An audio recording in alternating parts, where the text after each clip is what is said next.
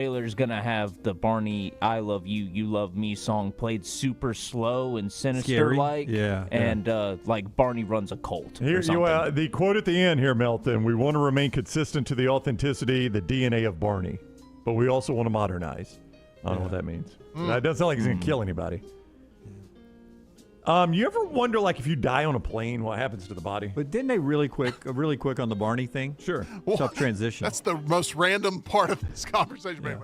Well, it's the next story. But go ahead. Wasn't there a movie where it was almost, the character was almost like Barney, but they couldn't use Barney, and it was like a murder where the Death to Smoochie, is that what you're thinking of? Death to Smoochie's the only thing I can think Wasn't of. That was a play off of Barney, basically? Yeah, it was. Yeah. Edward Norton and Danny DeVito. So we've already done that. And Robin Williams. In a sinister way. Do you ever wonder what happens to somebody that dies on a plane, what they do with the body? I do now. Yeah. Now that I've said it twice, you probably do wonder. What they do with the body? Yeah. And so if they recover the body. Well, no, this isn't just a passenger on a plane dies in the flight. What do you do? A couple found out, Jim. Oh, so it's on the plane. Yeah, I'm a passenger on the plane. We're flying along, and I just... So this isn't after a crash. No. This is an actual flight. Yeah, I think I know the answer to this. I know I would handle this. How would you handle it if you're a stewardess? Sadly, I think it's just you bring out the tarp and you just drape it. like it's a rain delay in Major League Baseball? You just drape it. There's no place to put them. You got to put them in the bathroom. Yeah. No, you can't. I got to use the bathroom. There's no place to put them, and so I think you drape them over. Jim rolls out the tarp, goes to Sanford and Son. You may throw a little yellow tape around them. But So they're like handing you pretzels over the tarp and everything, and you're like, sorry, sir. I think sadly, sorry if it's a full flight, I think I've got to sit in the middle seat, and I got to sit in the window, and they're on the aisle. A couple bound. I mean, I do wonder if they've got a window seat. If I could say, can I trade with the dead body, please? Yeah. I mean, he can't really enjoy the window anymore. Obviously, you're going to land the next time, but until you land, it's just covered up. A couple bound for their dream Italian vacation experienced just this, the flight of their nightmares, when they were forced to sit next to, this is a stock photo, right? That's a stock photo. Yes, okay, this is just a rendition of what it might look like if someone died on a plane. Right. Horrible actress. She's not playing. She's not playing dead. Asleep. She's not playing dead well. Rose, act like your dad. I'm not sure she plays live well, but she's not playing dead well. And this flight attendant actress isn't playing concerned very well. She's pissed at them making the photo during the flight. I have got a job to do. They were forced to sit next to a dead body, Jim, for 4 hours with no option to change their seats. Flight must have been full, sir. There's no option. Yeah. That's the only thing you can do. I'm ruling with the airline here. Yeah.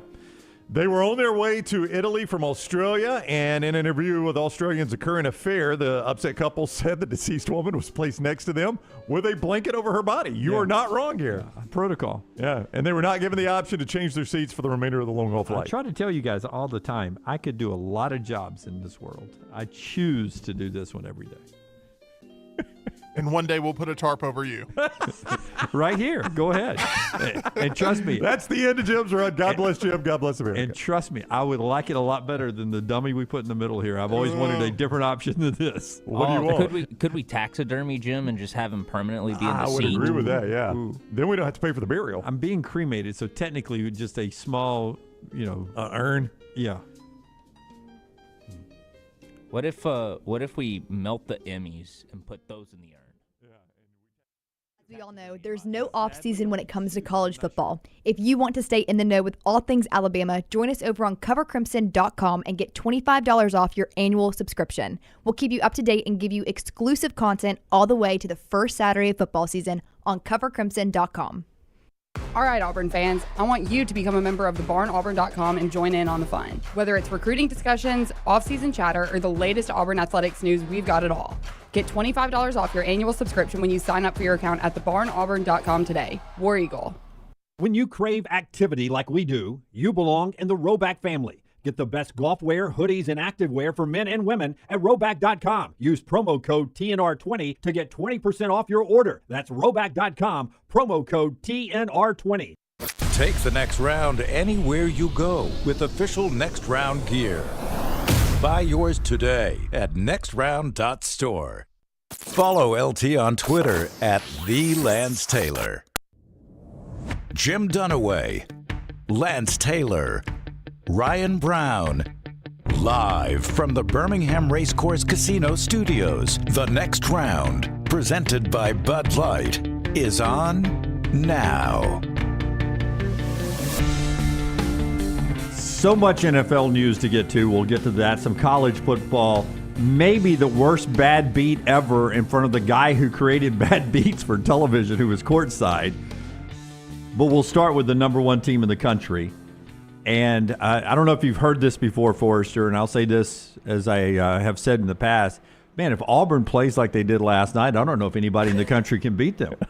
What if Alabama plays like they did Tuesday night and Auburn plays like they did Wednesday night? Oh, and we have that for the national championship that Monday night. Yeah, does anybody beat either team in that case, Could Jim? be the longest game in history. It plays both teams score in the hundreds. Easily at that point. No, just last night down at Neville Arena. I mean, you can pick. You can go offense. They scored over 50 in each half. Mm-hmm. They started off 4 from 3, 6 of 7 from 3. You could go no turnovers, 8 turnovers. They protect the ball against a Chris Beard defense. They had 20 assists, so they were dishing the ball. I mean, there was nothing but boxes checked last night from the number one team. Well, if I told you the Rebels had five guys scoring double figures, they shot 47%, they hit 23 free throws, you'd be like, damn, maybe this is because I heard somebody in Closer Odie's. than I thought. Yeah. I thought that Auburn might lose this game. I think people are just waiting, based on the SEC schedule for Auburn to drop another one. But you look at the other side, Auburn dominated the glass, and boy, their size was a issue for the Rebels. Yeah. They shot 59%. They hit 11 threes, and they hit 27 free throws. Yeah, and you said their size. They had 8 blocks. Yeah, I mean, not just hindering shots and getting rebounds. They blocked 8 shots. Yeah, I think team wise, 2 stats that jump that you just never see in 40 minutes of basketball: 20 assists, 8 blocks. Yeah, and really only 8 turnovers. I think Ole Miss. Am I right about that? They were one of the best teams in the country on fewest turnovers, and it's like 8.9 a game. They had 1 against Kentucky. Yeah. They played Kentucky at home and only had 1 turnover. That's almost impossible to do. And I know the turnovers probably aren't as emphasized as they are at college football or the NFL. But this is the first time Ole Miss has lost the turnover battle all season. Yeah. Yeah. Only 8? That's crazy. Yeah. Are you serious? Yeah, first time all season. I mean, I think you can make an argument this was Auburn's best game. Yeah, I mean, we said that about Alabama Tuesday. You can make the argument about Auburn today. Yeah.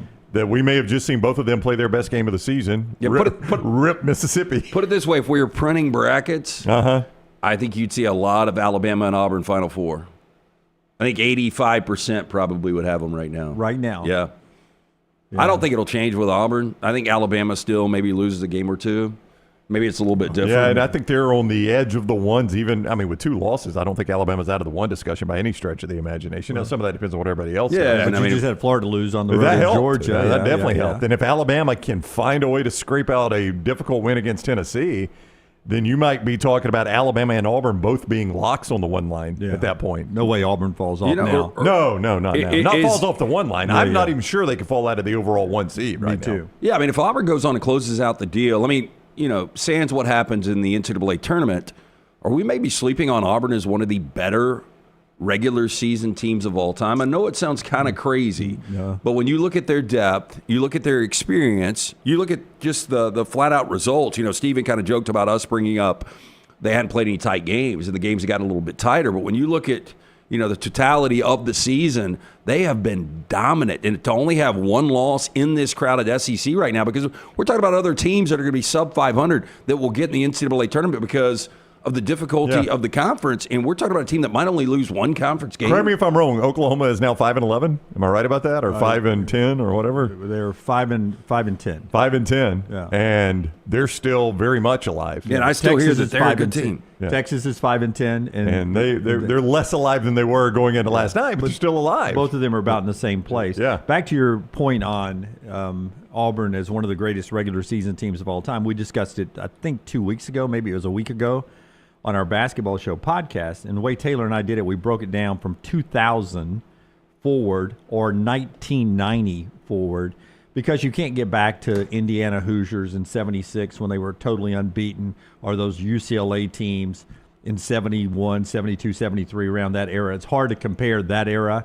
But when you go with, Leitner and Hurley's Duke teams, and some of those Nova teams, and some of those UConn teams, and the Florida teams, Auburn's right there in the mix. And when you use KenPom metrics, they haven't been around that long.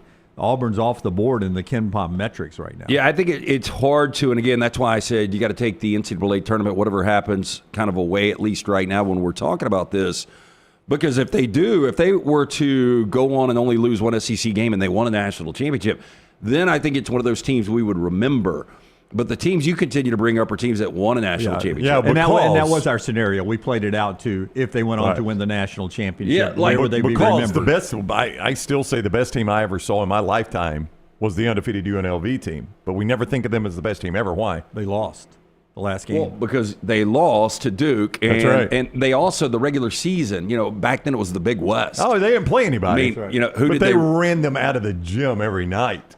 Didn't they? They did. I remember their average margin of victory in the regular season. I remember the one game I don't think they covered was against Long Beach State, and it came down to a couple of free throws. Yeah. So Long Beach was kind of their St. Mary's to Gonzaga back in the day. Yeah, back in the day. But to your point. But we don't ever talk about them because they didn't even make the championship game, Jim. To your point, the strength of the SEC this year only adds to Auburn's legacy. Yeah, and that's why I think it's just so impressive. Not only are they winning all of these games, sans one, they're dominating when they do it.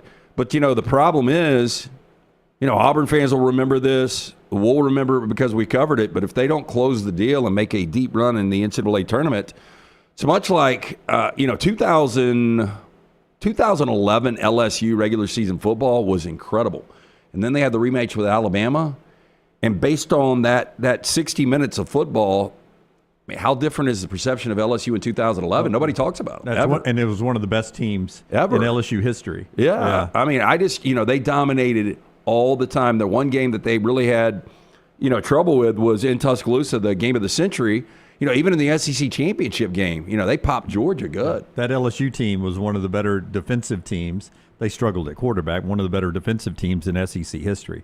So Auburn's got a chance to, continue to do things unbelievably well. They're off to their best start since the 1999 season. They are 26-2, 14-1 in the SEC in what's being called the toughest conference of all time.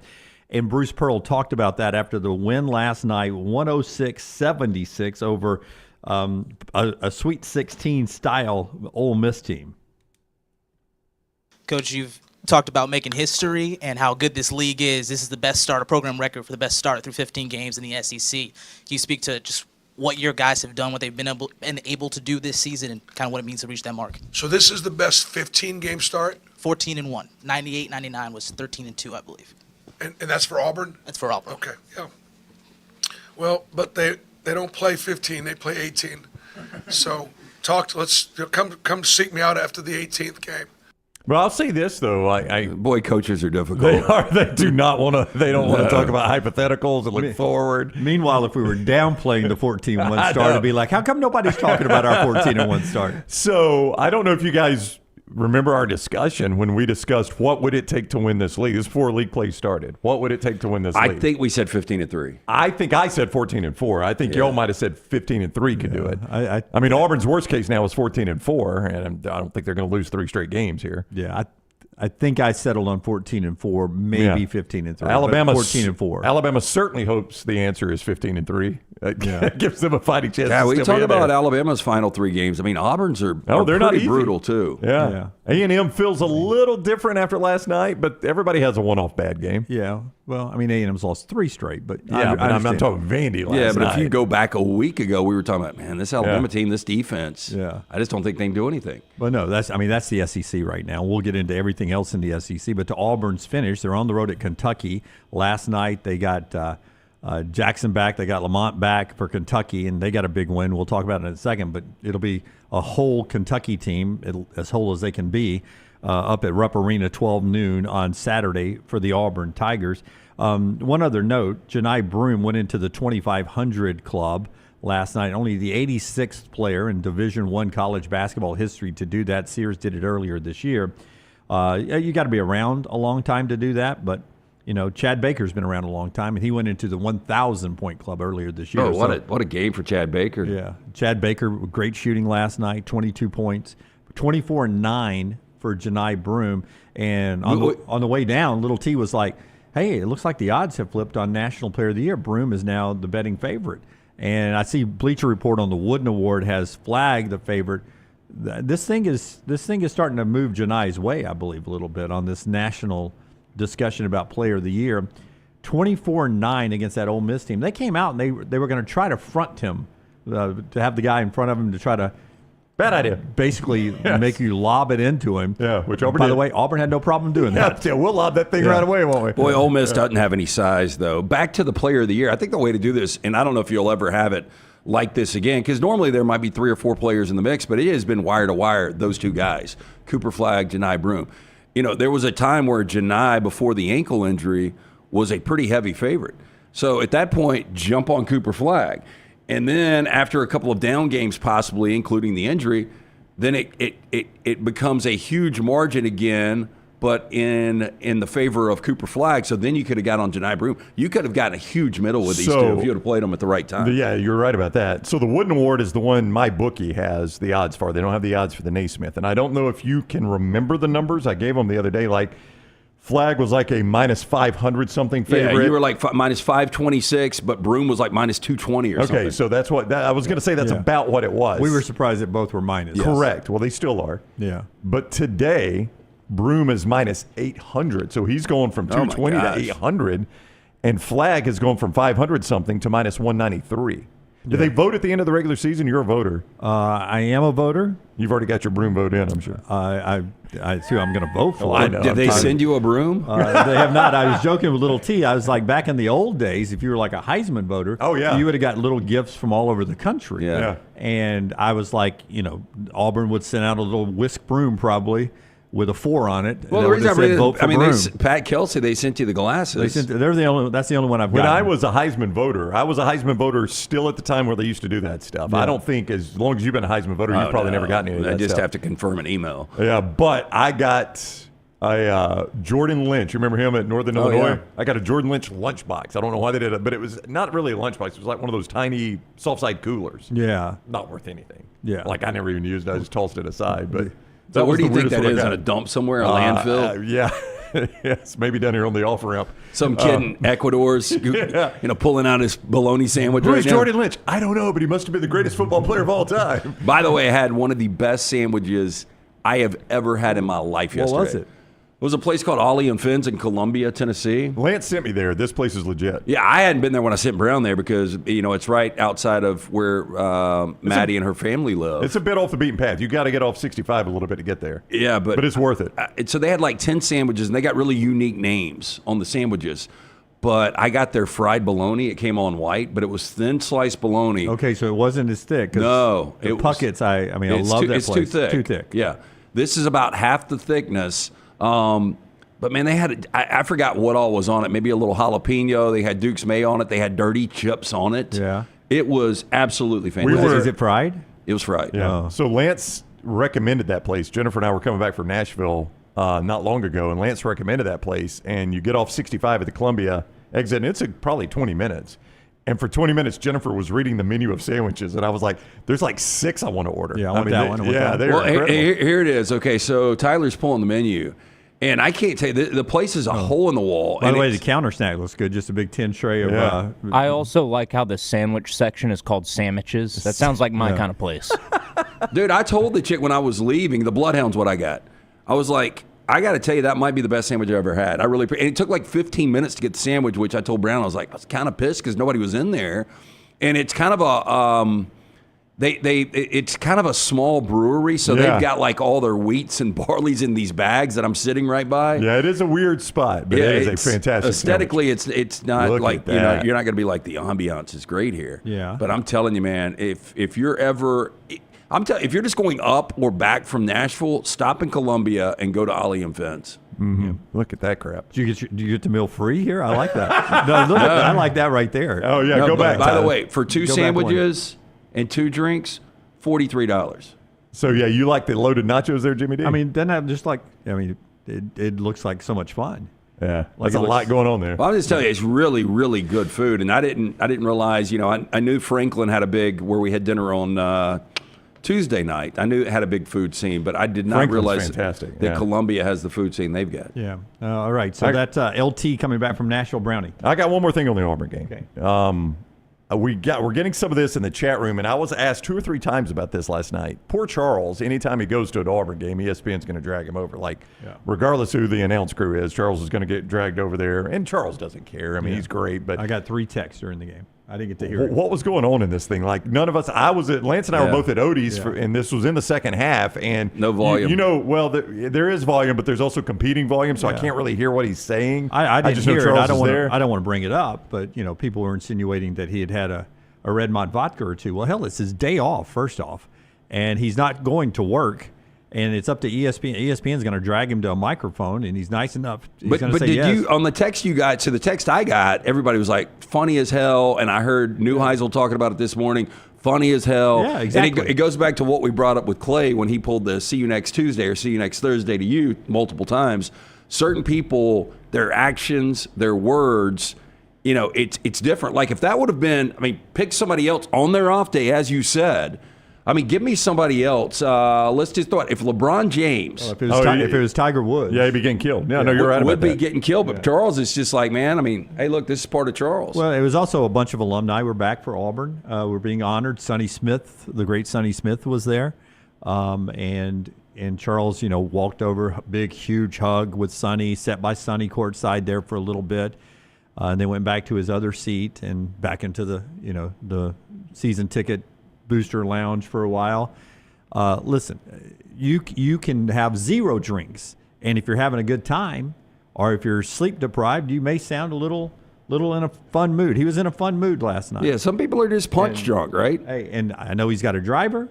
I know he's staying the night in Auburn, and he's a freaking adult. So I didn't hear anybody that was critical. I don't care if he had 62 Redmont vodkas. That's all I'm at. I didn't know if he was drunk or not, and I don't really care. To your point, that's ESPN's choice. I was just curious what everybody was talking about because everybody was like, "Did you see Charles?" I was like, "I was in Odie's. I saw him. I couldn't hear him." Like, you got to try to find it, and nobody would really tell me what I'm trying to find except that it was hilarious. I'm like Lance. Everybody was like, it so was like hilarious. in the chat, is anybody being negative about it? No. Everybody was saying it was hilarious, and it went for 20 minutes. That's what my texts were saying. They're like, man, he's in a good mood. He had a Redmont vodka? Did y'all have a drink before? And I said, I did not have a drink with him before. Yeah. But people were like, it went for 20 minutes, and it did seem like it went a long time. Now, game's a blowout, so they're filling time. Dude, I'll tell you the worst. You guys probably talked about it yesterday, but in that Mississippi State game where they had whoever the head, student for Alabama that hit the shot or whatever, they were interviewing him. It was Molly McGrath. Yeah. And Jimmy Dykes is asking him questions through her, and I'm like, who gives a rat's ass? Because they were just trying to kill time. The kid that hit the from seat 7 or whatever in the student section, they always take a pregame shot. But it was some of the worst broadcasts because it's like Jimmy's asking the question, but we can hear the question. Hey, Molly, ask him his sports background. And then Molly's like, Jimmy wants to know your sports background, but we're all hearing this twice, and it's some kid just standing there, and he was like, well, I was an intramural quarterback, just like, shit, y'all have been interviewing this guy for 5 minutes. I know it's a blowout. Yeah. We can talk about something else. So let's talk about the awards at the end of the season. Or Jimmy, who's in the front of your plane? Who's in the back of your plane? Let's do that graphic which again. By the way, I know you're going to get to this. As good as this guy has had this season, Bruce Pearl, and maybe his greatest season as a head coach, and ultimately it could be, he's not going to get Coach of the Year this year. It's probably going to be National Dennis Gates. Coach of the Year. Oh, national.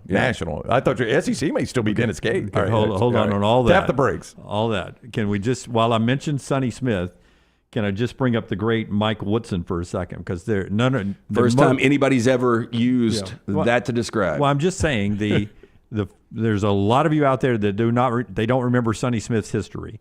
He got fired and then led Auburn to the Elite Eight, right?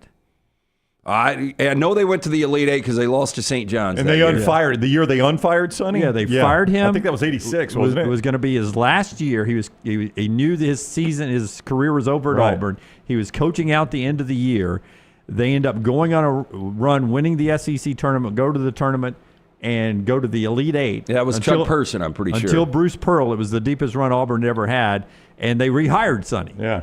Mike Woodson, they have fired him already, or they've announced he's not coming back, and all of a sudden Indiana is on the right side of the bubble working his way in. He is Sonny Smithing that thing up. When do you see this work? That's all I would say is when you've decided to move on from a coach, the most obvious example was Dennis Felton. That was the dumbest one I've ever seen. The Georgia coach was absolutely fired. During the tornado, he won 4 games, 5 games. Yeah, he just got 2 in one day. On an absolute heater, won 2 in one day, including one against Kentucky, by the way. Yeah. But two games in one day. No, it's never been done, obviously. And we always talk about like football games that I circle before. Yeah. I knew going into that tournament, whoever Georgia drew, they were getting walked off the court. Georgia and was they getting did. walked off the court. Yeah. And they did.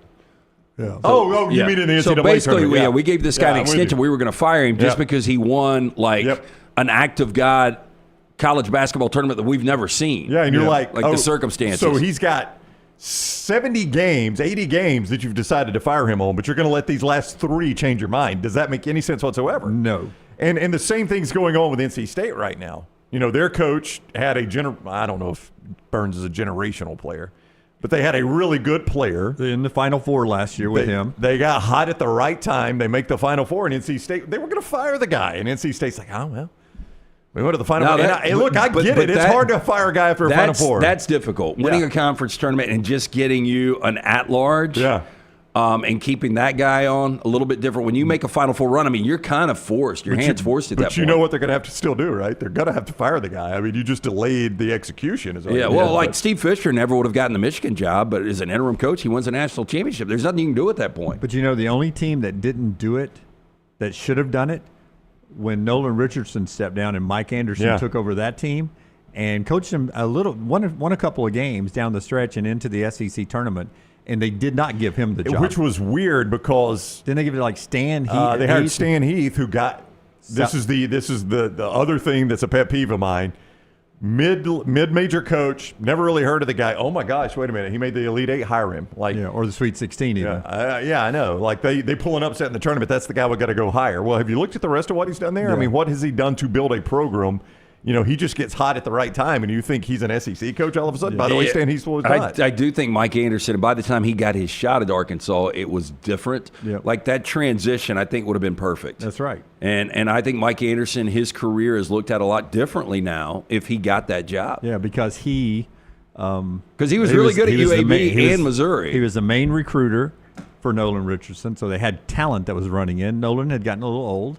And Mike could have taken that thing over and kept going. They pulled a Nebraska, too. Well, let's change our style. Yeah, this 40 Minutes of Hell has won us a ton of games in a national championship. And we're known for it. And by the way, we've got the guy that's going to continue running 40 Minutes of Hell, but let's go hire the guy that got hot in the NCAA tournament. ADs are classic at overthinking this stuff. All right, so Auburn a winner last night. We'll get to the rest of the SEC, which was, the only downside about going 2 games is that you end up having to watch some of them on a small iPad like this, or watching them when you get home, or listening to them on the radio on the drive back. And it was a massive night in the SEC last night, everywhere other than the blowout in Auburn. Show being brought to you today by our friends, not 1, not 2, but 3, and they're going for a 4-peat. Can I even say 4-peat? The Stallions are back this spring, UFL Stallions.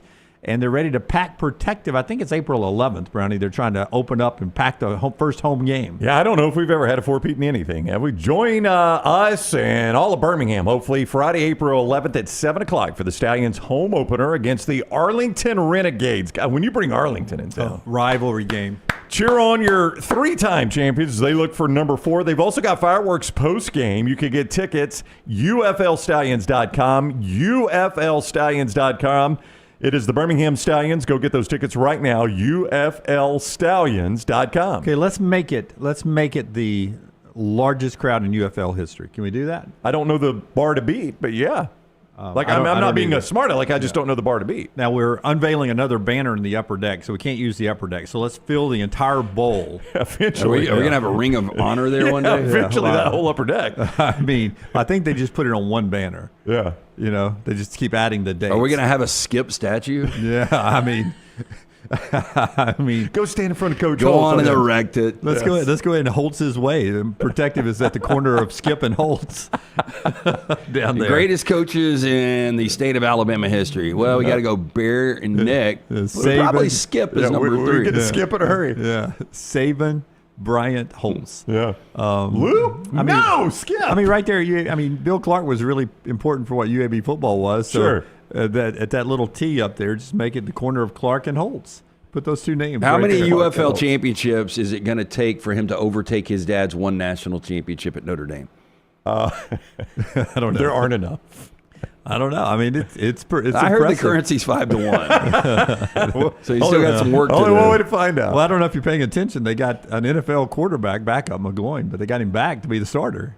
So he's back. Well, he finds a quarterback. I ain't worried about quarterback with Skip Holtz. And Matt Corral's back as his backup. Yeah. Again, I'm not worried about quarterback with Skip Holtz. And he's got a couple of guys that are, the pictures they show me are in NFL uniforms, so they're pretty good. Basketball last night. First of all, I'm going to go with a losing effort. But Trey Johnson scored 39 for Texas last night, breaking Kevin Durant's freshman record of 37. Trey had 39, but it wasn't enough as Arkansas sweeps now Texas 86-81. Calipari's only got 7 scholarship players, and that's all he played. Everybody that played was well over 35 minutes of playing time last night. The 5 starters all scored more than 10. It's being called Arkansas's most complete game of the year as far as spreading the scoring out in the minutes. But they beat Texas 86-81, and all of a sudden, going into that game, Arkansas's chances of making the tournament was in the 30 percentile, and Texas's was in the 60 percentile. Afterwards, they've swapped places. Well, Joe Lenardi has not updated his bracket today. Hopefully he will before the show's out. You don't need him. I just did it. Oh, I know, but he said going into last night, at the top of his little sheet, he does the key games. And Arkansas-Texas was obviously a key game. It's 2 bubble teams. And he said the loser of this game is hanging on by a thread, which would indicate the winner of this game obviously has got a little cushion right there. Yep. But you got to think Texas is just hanging on by a thread at this point. Man, you talk about a bad beat last night. I don't know if you got to see any of the end Dunaway because I know you guys were down in Auburn, but Texas is catching 3.5. I've got them. Game went really, really late last night. They're down 83-81, and so they're fouling on the inbound with like 4 seconds to go. And they get called for a flagrant one, which never happens. You got to draw blood to get that. It was a little jersey tug, and there was confusion. They went to the monitor, the whole bit. But bottom line is Arkansas got 2 in the ball. They hit both free throws. They get fouled again. They hit the other free throw, and Texas doesn't cover. But that was tough because you never see that called in the final moments of a game. That was a bad beat. Horns, though, still in the conversation, but they're 5-10 in the SEC. I assume the committee is just you got to judge them by really the teams who you beat, and not that 5-10 record because we got that all over the place. Who have they beaten? I I can stomach maybe a 7-11 if you've beaten some quality. Yeah. But when you're sitting at 5 wins, I don't know how they get in. Well, because of who you're playing. And let me just give you everything that happened in the SEC last night, and then you can bubble the big picture. I'll come back to because Texas, it's all intertwined. 17th ranked Kentucky beat Oklahoma 83-82 in Norman, I believe. And Taylor and I, we were just screaming on the drive back because Otega Owa was unbelievable. He had 5 points in the first half.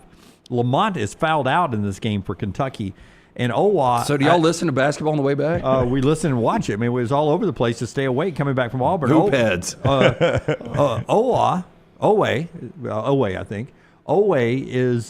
He scored at least 20 straight points of his own. It may have been more than that, but he scored 28 points. 23 of it in the second half. It may have been 23 straight points for Kentucky he scored. I know it was 20 straight points. Nobody else on the team for 20-plus points scored a point for Kentucky except Owe. Well, the crowd in Norman was going nuts because they came back, took the lead, and it looked like for a minute, they were going to control the game and they were going to be able to take over. And that would have been such a big win for Oklahoma, who now falls to 4-11. I get what you're saying, like the competition you're playing, but you still got to win some of these games. Like when I look down the standings, I'm kind of cutting it after Arkansas's win at 6-9. I can't take a 5-10 team. I can't do it. That's who we were talking about yesterday, though, Lance. You were out.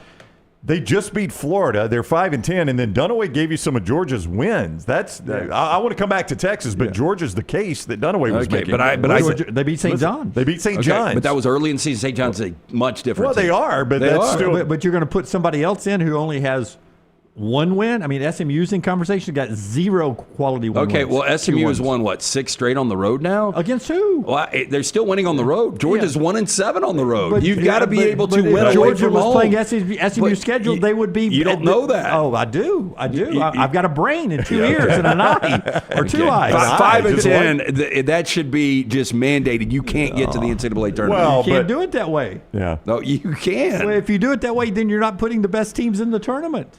When you're only winning a third of your games against quality teams, doesn't make you a quality team. If you're putting a team in who's got 1 or 2 quality wins, and SMU is a great example versus Wake Forest. If SMU had more opportunities, Georgia gets an opportunity every night out. That's right. Yeah. But they have an opportunity to get their ass kicked every night out too, and they don't in the ACC. But we don't know if SMU would win some of those games or not. Yeah, well, I think we do. Because, and I don't know how you came up with SMU. I guess just because they're on the bubble. Well, because SMU's on the bubble and they've played nobody. I just know they're 1-4 against the top 50. Yeah. And I would take a look though at what teams do on the road. Georgia's terrible on the road. Why would you do that though? Because the tournament's not played in road. Well, it's not, but it's still neutral site. I'm just talking about if you're that much different from home and away. Yeah. I mean, there are teams that are just, much better at home. Yeah. I don't know that they use that as a factor. I don't know. I mean, they may, but I don't. Well, I mean, it's factored into your quality 1 wins, 25 yeah. on the road. But 50, I don't know that 75. they would say, somebody give me their road record. I don't know that that's one of the things they can even evaluate. And then a really good win last night was Vandy over Texas A&M, 86-84. 3 top 15 wins for Vandy. This one on the road. First time they've done that since 2006. The Aggies have lost 3 straight games now. Their next 2, Florida and Auburn.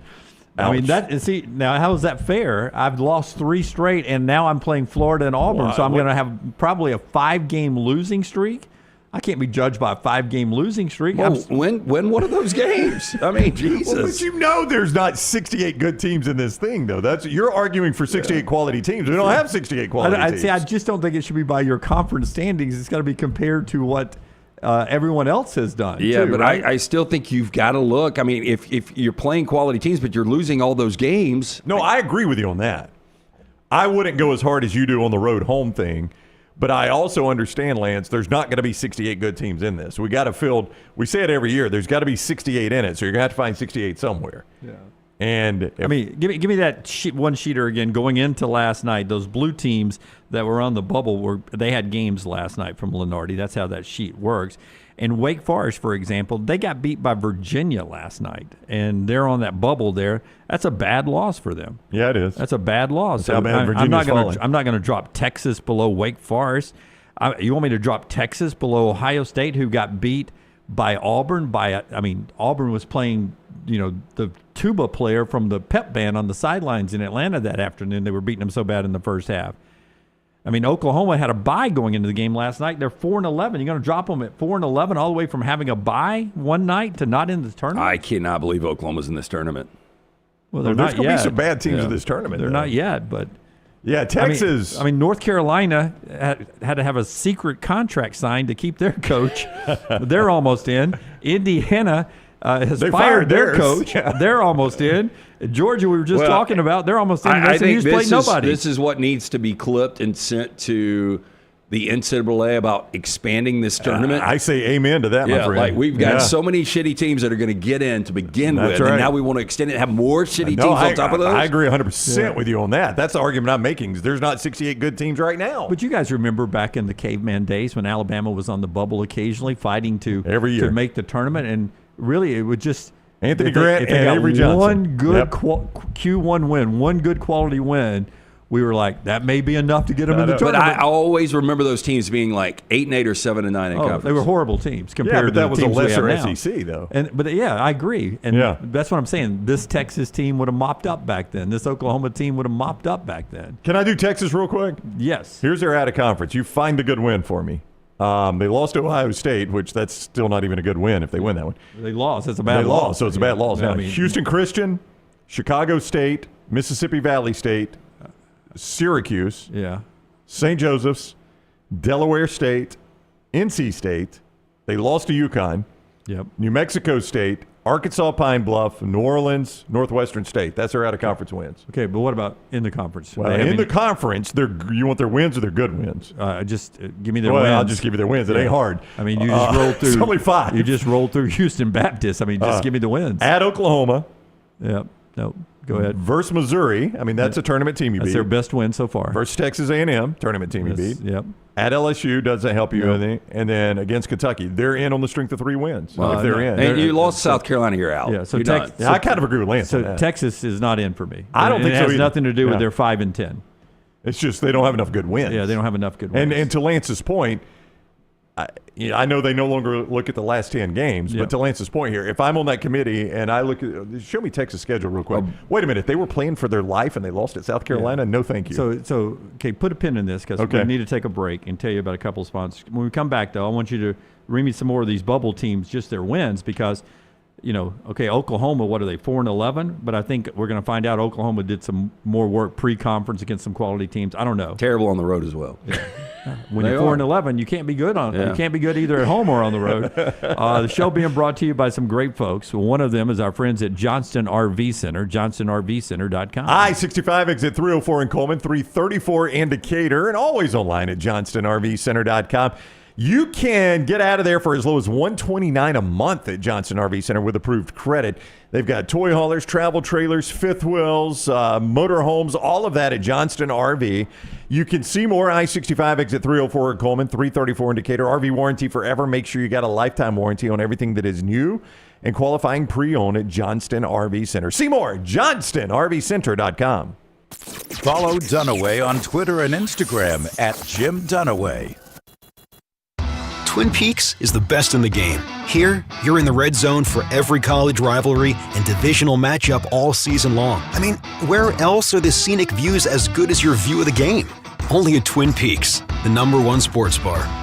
This hour of The Next Round is presented by the Birmingham Racecourse Casino, now featuring 7 days of giveaways with your chance to win a share of up to $125,000. The more you visit the Birmingham Racecourse Casino, the more chances you have to win. It's time to pull the trigger on the Next Round merch that you've been eyeing. We know there's a lot to choose from at nextround.store, so here's a few of our favorite picks. If you want to match LT and Brown, go with the TNR logo hoodie and throw in one of Dunaway's favorite hats. Any of them will do. The Backroom's go-to is the classic logo t-shirt, while my personal favorite is the light blue TNR crew neck.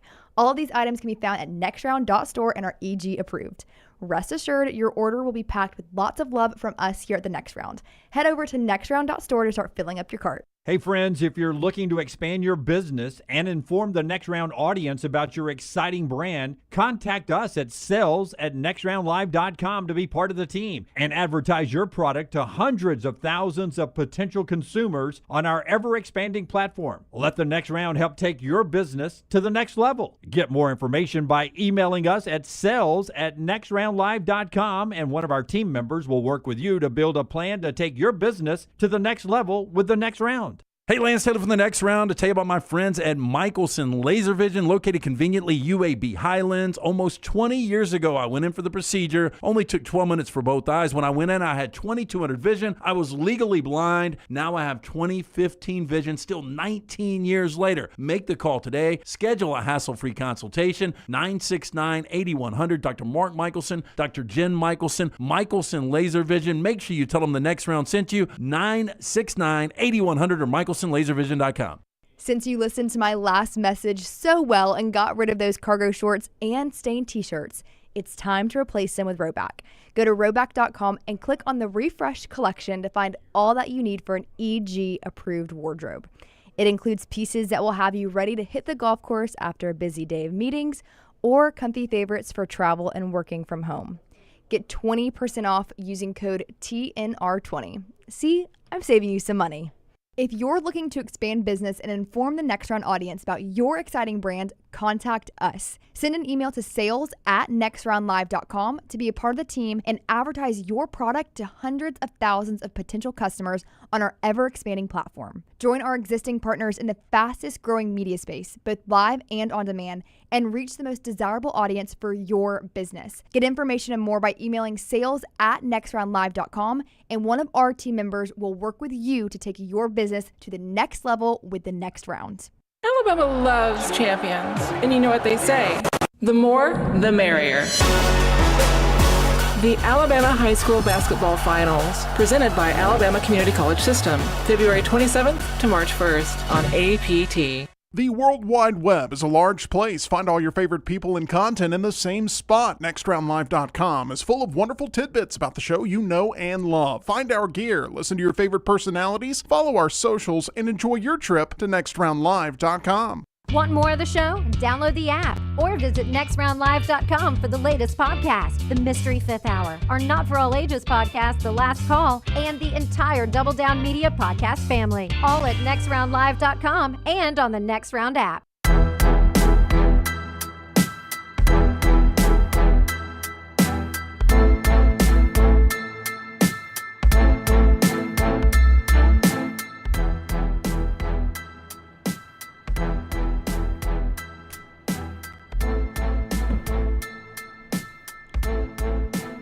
Back with you on the next round as we continue to talk about last night's basketball. That included some big buzzer beaters, at least one of them we'll get to in a second. But first, before we tell you about Imagecraft, one of our favorite movies, I think we don't agree on movies a lot, but Hoosiers was one that we all agreed how fantastic it was. And Gene Hackman passed away in a weird set of circumstances Brandon will tell you about, but 95 years old. Yeah, pretty crazy. You know, I was having lunch with a buddy earlier, well, it was last week, and he brought up Gene Hackman. He's like, my favorite actor is Gene Hackman. It's hard to believe he's 95 years old. So unfortunately, he knew this day was coming. He's been retired from the business for a long time. But you think about, was in arguably, or you know, this is all subjective, but arguably the greatest sports film of all time. Yep. Was in maybe the best car chase movie of all time in the French Connection in 1971. Yeah. And then in my opinion, and again, very subjective, the best Western of all time, 1991's.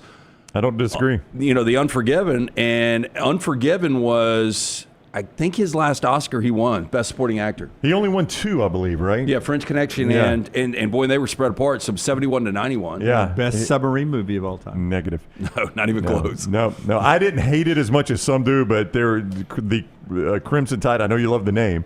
Crimson Tide is not in the same stratosphere as Hunt for Red October. Didn't they in the first scene when they're in the rain? Don't they do a Roll Tide roll or something? Do. Yeah, that's how. And he's got a Jack Russell named Bear. Yeah, that pisses anywhere it wants. So what are you guys?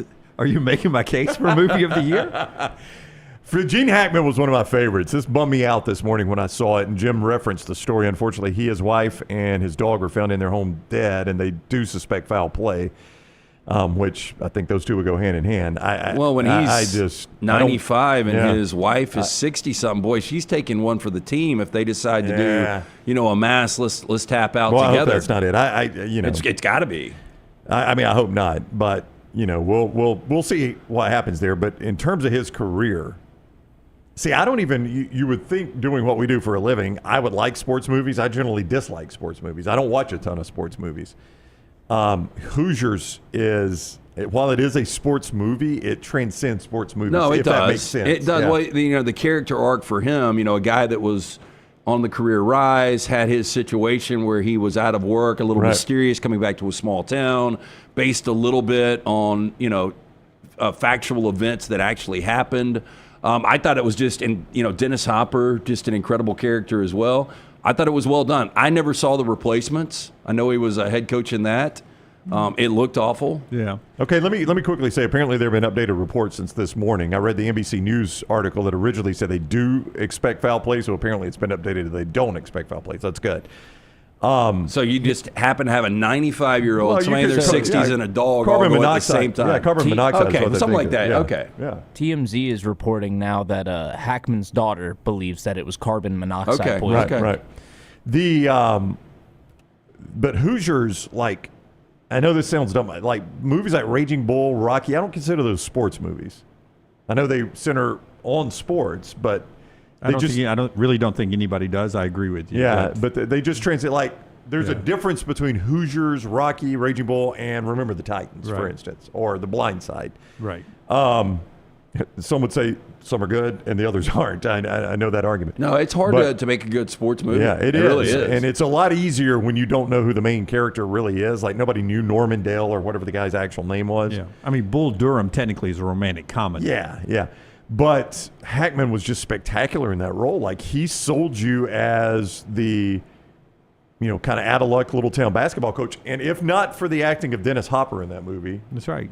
The story's as much about him as it is Gene Hackman. Dennis Hopper, I think, stole the show in that movie, but Hackman was spectacular. That just shows you how good Dennis Hopper Hackman was just so non-Hollywood too. Yeah. I mean, you're just looking at him, his roles, but I mean, he was one of the greatest. I was asking. It's funny you brought this up right here because when we were going to the bathroom, Tyler was coming from the other way. I was like, "Were you a Gene Hackman fan?" He's like, "I haven't seen a lot of his movies," and I was like, "Oh, you he haven't?" is one of the greatest film actors of all time. I don't want to be Lance here, but instead of going and seeing one of these crappy movies, you don't even know what you're seeing one night. I can throw in a VHS tape. Watch the conversation. Seeing a Gene Hackman movie doesn't help out the channel. Hey, Francis Ford Coppola's follow-up to The Godfather, 1974, The Conversation, one of the more underrated films of all time. I actually think it would. I mean, you can do a separate segment when you're not at AMC one night and just review a classic movie that your generation has never seen. I think that would be great content. Yeah, I think so because it would introduce them to those movies. Truthfully, I haven't watched some of these movies they talk about. I should go back and watch them myself. I get so excited. Like Friday night, me and Maddie and Jack watched Catch Me If You Can because they had never seen it. So, like, when somebody hasn't seen a good movie, whether it's 10 years ago, 50 years ago, it is kind of exciting to be able to suggest it. They watch it. They like it. I like suggesting it, but I hate watching a movie I've suggested with someone. Okay, that's fine. I can understand that. Have you the whole time you're kind of looking over, it's like, how are they reacting to this? Yeah. Is this a good suggestion? Have you seen The Unforgiven? I've seen The Unforgiven. Okay, so you've seen... Now, to me, Hackman is probably the best villain of all time. I don't know that anybody ever played villain. No, I'm just talking about in any role he played villain. I don't know that anybody played villain better than Gene Hackman. Well, because there was some likability. Yeah, he was a villain that you're like, I'd really like this guy. Was he in Little Chinatown or whatever that movie was?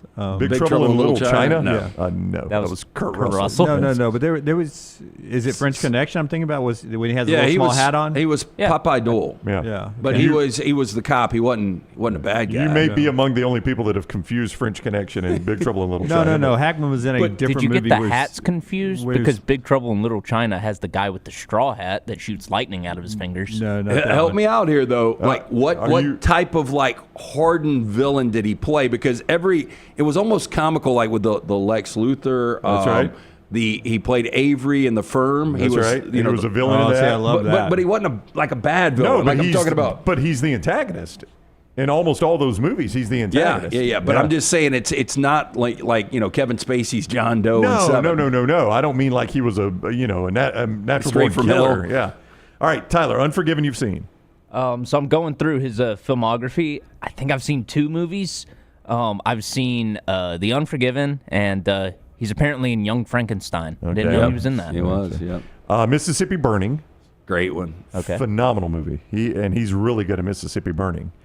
Have you seen Hoosiers? I have not. Okay. Well, there's 2 right there, Mississippi Burning and Hoosiers, I would say. You know, another thing about Gene Hackman, he's almost like Morgan Freeman, where he's almost the same age all the time. That's right. He never ages. Get Shorty, he was fantastic. Have you seen The Firm with Tom Cruise and Gene Hackman? I have not. Okay, there's 3. I mean, that's easy 3 right there if you'll go watch why don't you those. just have a Gene Hackman weekend? Yeah. Now, there's going to be some I like that, other people are going to kill. It's an ensemble cast, but I like The Quick and the Dead. Now, people kill that Never movie. saw it. I thought you were going to go Birdcage. Birdcage was Birdcage funny. was great, man. No, it was funny. Have you seen that? I haven't seen. Movie of the Year, Birdcage? It was nominated, definitely nominated for Golden Globe for Best Musical or Comedy. I think it was nominated for Best Picture, though. Yeah. And that was a great ensemble cast. Yeah. That's where I thought you were. No, Birdcage is fantastic. So, I mean, you've never seen The Quick and the Dead. I liked it. That sounds like a Western. It is, but it's an ensemble cast. It's Leonardo DiCaprio, Gene Hackman, Sharon Stone, Russell Crowe. When I say Sharon Stone, biopic on John Holmes. No, it is. It is a fantastic cast, and I really like the movies. For some reason, people kill the movie, but I like it. DiCaprio though was he looked like he was 11. Oh yeah, right? he's a kid. Because in Catch Me If You Can, he looks. Yeah. Boy, that guy has aged quickly. He turned the corner. Yeah. I loved Gene Hackman, man. That really, Yeah, it's really sad. bums me Sad. out. And Yeah. That is better news that, I mean. Yeah, I'm glad. I hope sounds there's no foul terrible, play. but, the initial thought, or at least when they reported foul play. If you print a lot, boy, what a terrible transition. He that was in Right. Ants. I've seen Ants. Okay. Yeah. I mean, I don't think these count. I've not seen Ants. Yes. The animated Ants, he was the voice of somebody? Yeah, he was General Mandible in Ants. Okay, will you please go watch him in some of his acclaimed roles and not the ones you've seen, and tell us what you think of Gene Hackman. Alrighty. Spectacular actor. Imagecraft helps you print more and spend less. That's what they do, and they carry all the major brands that they help you with. HP, Brother, Canon, Dell, Lexmark, Konica Minolta, Kyocera, Ricoh, Sharp, Xerox. They are your go-to for ink and toner supplies. They have same-day delivery on all the in-stock items. The Birmingham Metro, they ship free outside the area. Code TNR for 10% off in the store right there in Trussville, just down from the Pinnacle Shopping Center. Or you can go online to imagecraft.net, see more there, and also get a 10% discount with code TNR10. Imagecraft. Print more, spend less. And our friends at Hemphill LT, they bring you Lance's Lock every day, lanceslock.com. 205-229-2090. That is the number you need to call if you have any plumbing, heating, or cooling issues in your home or business. Adam, Chad, Andrew, the guys there waiting for your call. Hard to stop a train. For more information, hemphillservices.com. Hey, congratulations both to our buddy Lenny Acuff, who occasionally catches our show, and to North Alabama. They will share the ASUN regular season title after wins last night. Lipscomb last won it in 2019, a conference title. First time ever in North Alabama history that they won a conference regular season championship. So that's the ASUN. Last night, St. John's, Rick Pitino, clinched. They share the Big East title. Quick turnaround for National St. Coach John's. of the Year, easy. That's who you were going to say gets in front of I mean, Pearl. I don't think there's any way he's not. Like, I don't. Oh, I think Bruce Pearl's in the conversation. Well, he's in the conversation. Yeah, but I'm with Lance. I just. I don't. The turnaround for St. John's. I mean, the last time they won a conference championship was '92. And you also got to remember who votes for these things. And they're going to look at, it's going to stir the echoes of St. John's being good again. And it's going to be college basketball royalty and Rick Pitino. And Bruce would probably be number 2 based on the fact that he's got one loss in the SEC. And that's going to be it. First of all, Rick Pitino not beloved by the United States Basketball Writers Association. You don't think so? I don't. Why? Because of the way it's gone down over the years. I think he will be penalized a little bit for his history at Louisville. See, I disagree with that. That's terrible if he is. No, I think those guys think of themselves as judge and jury. No. You don't think the media sees themselves as the they judge do. and But jury? I'm talking about the Basketball Writers Association. I think a lot of people in that view themselves as smarter than everybody else when it comes to basketball. Yeah. And much like Cooper Flagg being the youngest player, maybe voted as Player of the Year. And I think they look at Rick Pitino as a blue blood basketball guy that they wouldn't look at Bruce Pearl as. And these guys these are the ones that have told you all year long it's a history, maybe the best conference ever in the Southeastern Conference. I think Bruce will be in the conversation, will actually end up winning it if they are able to finish with one loss in the SEC. Drake won the Mo Valley last night. High Point won the Big South last night. We actually start conference tournament play on Sunday. That's how close we are to Selection Sunday, 17 days away. The biggest, baddest beat last night happened in front of Scott Van Pelt's courtside. The Maryland grad was watching his number 16 Terps battle back from 9 down with 5:24 to play, tied up 55-55, and the only thing Jacoby Gillespie did wrong was shoot it too quick. 5 seconds left, he shot a 3. Rebound comes out, dribble, and Trey Holloman hit a three-quarter court shot from right there, nothing but the bottom of the sack, and Michigan State walks it off 58-55. Holloman, by the way, that's the only 3 he made all night long. Yeah. Of course it is. Well, wasn't necessarily a bad beat just because Maryland was minus 4.5, so they never covered the entire game. It's a bad beat if I'm a Maryland fan. Yeah, it was a tough loss, no doubt about it. Yeah, bad if I'm a Maryland fan. I wasn't looking at it through gambling terms, just in a bad loss. And Scott Van Pelt being there, who does the whole segment. I don't know if this should frustrate me, but it's just it's where we are in this sport in college basketball that we can't enjoy a moment like that because that ball is so clearly out of his hands before the buzzer sounds. And they go to the review. And you take away the spontaneous that's right. emotion of that scene. While Michigan State is celebrating a rather large win for them and a rather bad win for Maryland in terms of seeding, All we're hearing is the refs blowing the whistle and getting everybody back to the benches. There was no reason I know, to review that. But That ball- at the same time, let's say that you do get it wrong and you've got to call everybody back out on the court. Well, you can let them celebrate. I would. I'm right there with you guys. And I can just go trying to over- play the other side of it.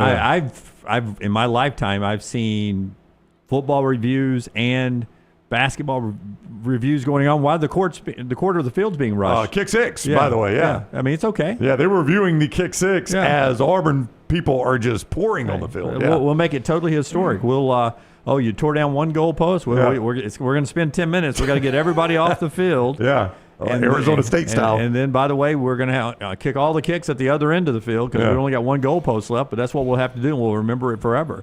So it's no problem. No problem with me. Just stop blowing the whistles and let it play out.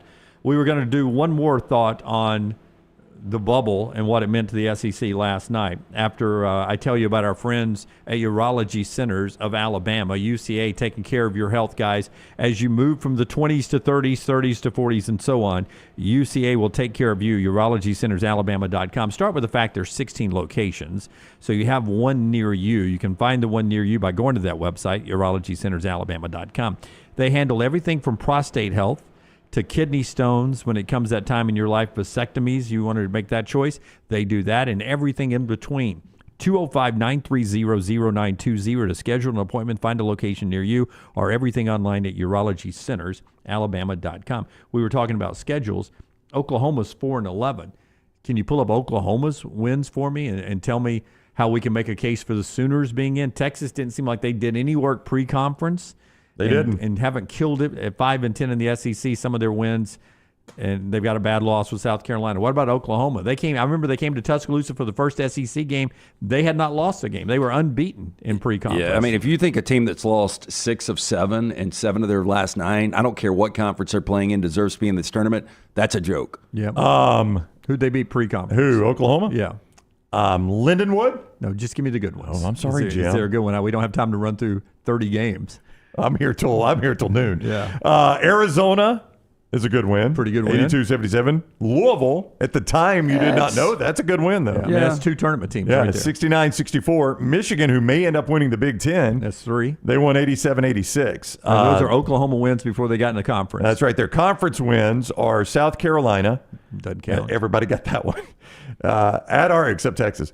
At Arkansas, which road game might be a tournament team. Yeah. Vanderbilt tournament team and state tournament team. Yeah, they got a lot of tournament wins in there. So, but you're going to tell me a team that loses on the road by an average of 20 points per game deserves to be in this tournament, and they've lost 6 of 7? Yes. That is a joke. I'm telling you that you go find another team. Why don't you just put the whole SEC in? I'm telling you, we're that close. I don't want to repeat the rules of the committee, but I don't look at conferences. I've got to look at resumes, and Oklahoma's got 6 quality wins there against tournament teams, and you're going to go look at other teams you're going to give at-large bids to, and they're not going to have 3. Yeah, but they're going to have 1 quality win in the last 6 weeks. Yeah. So you're telling me the games we should only play the last 6 weeks? We should count the games in November you scoffed or December? at what I said about earlier, like the team wasn't as good back then. So if the team is as good back then, I'm talking about wins or wins. It doesn't matter when they happen. When you lose 6 of your last 7 games, and by the way, they've got more losses coming up. Yeah. Well, that's the problem for Oklahoma. Is this may be a moot point, and not good losses. Like I think they probably lose in Oxford. Yep. There's a good chance they lose at home against Missouri, and then they lose at Texas. And them in Texas are playing. Yeah. They'll play their way out of this. That's 2 tournament teams. Yeah, but I agree with Texas. Lance. Yeah, I agree with Lance. And the way they're losing on the road, do you guys not look at that? I mean, literally every one of their losses in the SEC is by 20 points. I don't put as much emphasis on it as you do, just because they're not playing on the road in the NCAA tournament. But you're not playing at home. It's all factored in the metrics, but I factor in who they're playing too. Yeah, and see, sometimes it's not about not just what you've done; it's what other people have not done. So if Oklahoma escapes round 1, we should just expect they're going to be by 20 in the second round. You can expect that if you want to. Sometimes there are upsets, but if you are a team that barely is off the bubble and you make the tournament, you're really not usually expected to win the first round game. If you win the first round game, then you've done more than you're projected to do. You're expected to lose the second round game. Again, we've got way too many teams in the tournament as is. I'm fine with 64. You're going to have some bad teams in there. But I just, Oklahoma to be screaming that they should be in this tournament, Landmine wants us to do this with Indiana and North Carolina when we come back. Yeah. So I'll pull those up too. Resume Thursday. We'll take a look at Indiana and North Carolina. North Carolina, I think I already know this. I think they already have 5 wins that you're going to say are good wins. Okay. Wake Forest has 4. SMU's got 0. And that was the discussion that I was watching the other night on the field of 68. They were talking about SMU doesn't have the same argument Wake Forest does. But then Wake Forest loses to Virginia last night. When we come back, we'll get to that. Show being brought to you by our friends at New Life. Away from basketball, though, when we come back, this is really interesting to me. The NFL, I don't know if they do this every year, but there was more talk about Patrick Mahomes getting calls this year. So the NFL went back and reviewed all penalties and contact on quarterbacks in the NFL this year, and they give you the rankings of who got the most calls and who got the most flags. Okay, I am going to assume this would not be a story if it was not debunking what we say about Pat Mahomes. This is a tease to the next segment, brought to you by our friends at New Life Art. Our friends at New Life, they've got all the great history moments, including the Super Bowl from the NFL. Jalen Hurts, does he ever get calls? Jalen Hurts, Devontae Smith, Landon Dickerson, they all played at Alabama. DanielMooreArt.com is where you can get the great works from Daniel A. Moore with those great Super Bowl champions. Also, Nick Saban and other great works there. Promo code TNR. Go check it all out right now. DanielMooreArt.com. DanielMooreArt.com. Call the next round now at 205-734-0923. Twin Peaks is the best in the game. Here, you're in the red zone for every college rivalry and divisional matchup all season long. I mean, where else are the scenic views as good as your view of the game? Only at Twin Peaks, the #1 sports bar. You could win a Cadillac CT5 or your share of $25,000 in free play and cash at Birmingham Racecourse Casino. The more you visit, the more chances you have to win. Play the latest, most exciting games around with fun bonuses and big jackpots. You can be a winner too. Come win your share during the Cadillac CT5 and $25,000 giveaway at Birmingham Racecourse Casino. Drawings April 5th and 6th. Located off I-459, exit 31, Derby Parkway. Must be 21 or older, must be present to win. Do you need some refreshed college wear to represent your team this year? Shop Roback's Game Day collection that includes both Alabama and Auburn. From quarter zips to hoodies, Roback has it all. Get 20% off on us using code TNR20 at roback.com. Looking for a great place for that boring meeting? Leave the office and go to the Golfus. What about corporate events like board meetings, sales meetings, customer appreciation events? How about the Golfus? Watch parties for football and basketball, parties for birthdays or couple showers. The Golfus is a great place for those. The Golfus has Birmingham's best golf simulators and man caves in Vestavia on Highway 31, opening soon in Trussville and on Highway 280. Bring whatever you want to eat or drink, even bring your own clubs. Get out of the office. Go to the Golfus. Book your spot now at thegolfus.com. No matter the occasion, the Next Round store has you covered with whatever you need. Head over to nextround.store and start filling your cart up now. When you wear your gear, make sure to let us know by posting on socials, and you might just end up seeing yourself during a commercial break. Go browse now at nextround.store and place your order before the break ends. Just because you've quit going to the gym, it doesn't mean that you have to quit gym altogether. Dunaway, that is. With our Next Round podcasts open 24/7, 365, you can access gym anytime you'd like. While you may have done away with your treadmill routine, our version of Dunaway is standing by, ready to get you back to your absolute best. Find all that lovely Jimmy D-led content on Spotify, Apple Podcasts, Google Podcasts, and in the podcast section of nextroundlive.com. This message is sponsored by Jimmy Crypto Inc. and Jimmy Crypto for President. Hey, there's nothing worse than waking up to a plumbing problem. Don't get caught in a flooded house. Call the guys at Hemp Hill Services. Adam, Chad, and the team at Hemp Hill are the only ones I trust to fix it and fix it right the first time. Hemp Hill Services does it right and always at a fair price. For all of your plumbing, cooling, and heating needs, trust the name that Birmingham has trusted since 1954. That is Hemp Hill Services. Call now, 205-229-2090. That's 205-229-2090. By now, you guys know how I feel about my fashion. However, did you know that I care about your fashion choices? Cargo shorts are out, flip-flops are only appropriate on the boat, and please throw away that stained t-shirt from college. You may be thinking, EG, that's all I own. What do I do? Here's what you do. Go to nextround.store and fill your cart with a wardrobe that is approved by me. Stock up on logo t-shirts, hoodies for football season, and hats for every day of the week. Trust me on this one and head over to nextround.store to get stocked up for this season. When the clock hits 0, go to all Next Round video platforms for instant reactions for the latest Auburn and Alabama basketball games. Follow, like, subscribe, and set those alerts. The madness starts now, so be a part of it at Next Round Live on all social platforms. Looking to expand your business? Let the Next Round help you. Contact us, sales@nextroundlive.com, and be part of the team. Advertise your product to hundreds of thousands of potential customers on our ever-expanding platforms. The Next Round can take your business to the next level. Join our existing partners in the fastest-growing media space, both live and on demand, while reaching the most desirable audience for your business. Get more information by emailing sales@nextroundlive.com, and one of our team members will work with you to build a plan to take your business to the next level using the Next Round. Jim Dunaway, Lance Taylor, Ryan Brown. Live from the Birmingham Racecourse Casino Studios, the Next Round, presented by Bud Light, is on now. Okay, we'll get back to the basketball bubble talk in a little bit. Can you give me cup 4, Tyler, before we tell you about our friends at Way to Wellness, bringing you this part of the show here? Got some football stuff I want to get to before we get back to looking at resumes and other exciting basketball stuff. But last night down in Neville, Chris Beard, well respected on this show as one of the better coaches in college basketball, had this to say after losing for the second time this year to the Auburn Tigers, this time 106-76. And just an observation on Chris Beard, he doesn't work the officials at times. Really? He's not one of those guys who's at least he didn't last night. I guess when you're down 30, you feel guilty. Yeah. I mean, they were down 22 and cut it to 6 at one point. Yeah. And then they were down basically 30 the rest of the game. Here's Chris Beard after the contest. Good as advertised. We played Auburn 80 minutes this season, so veteran team, older team, returners. Coach has been doing this for a long time.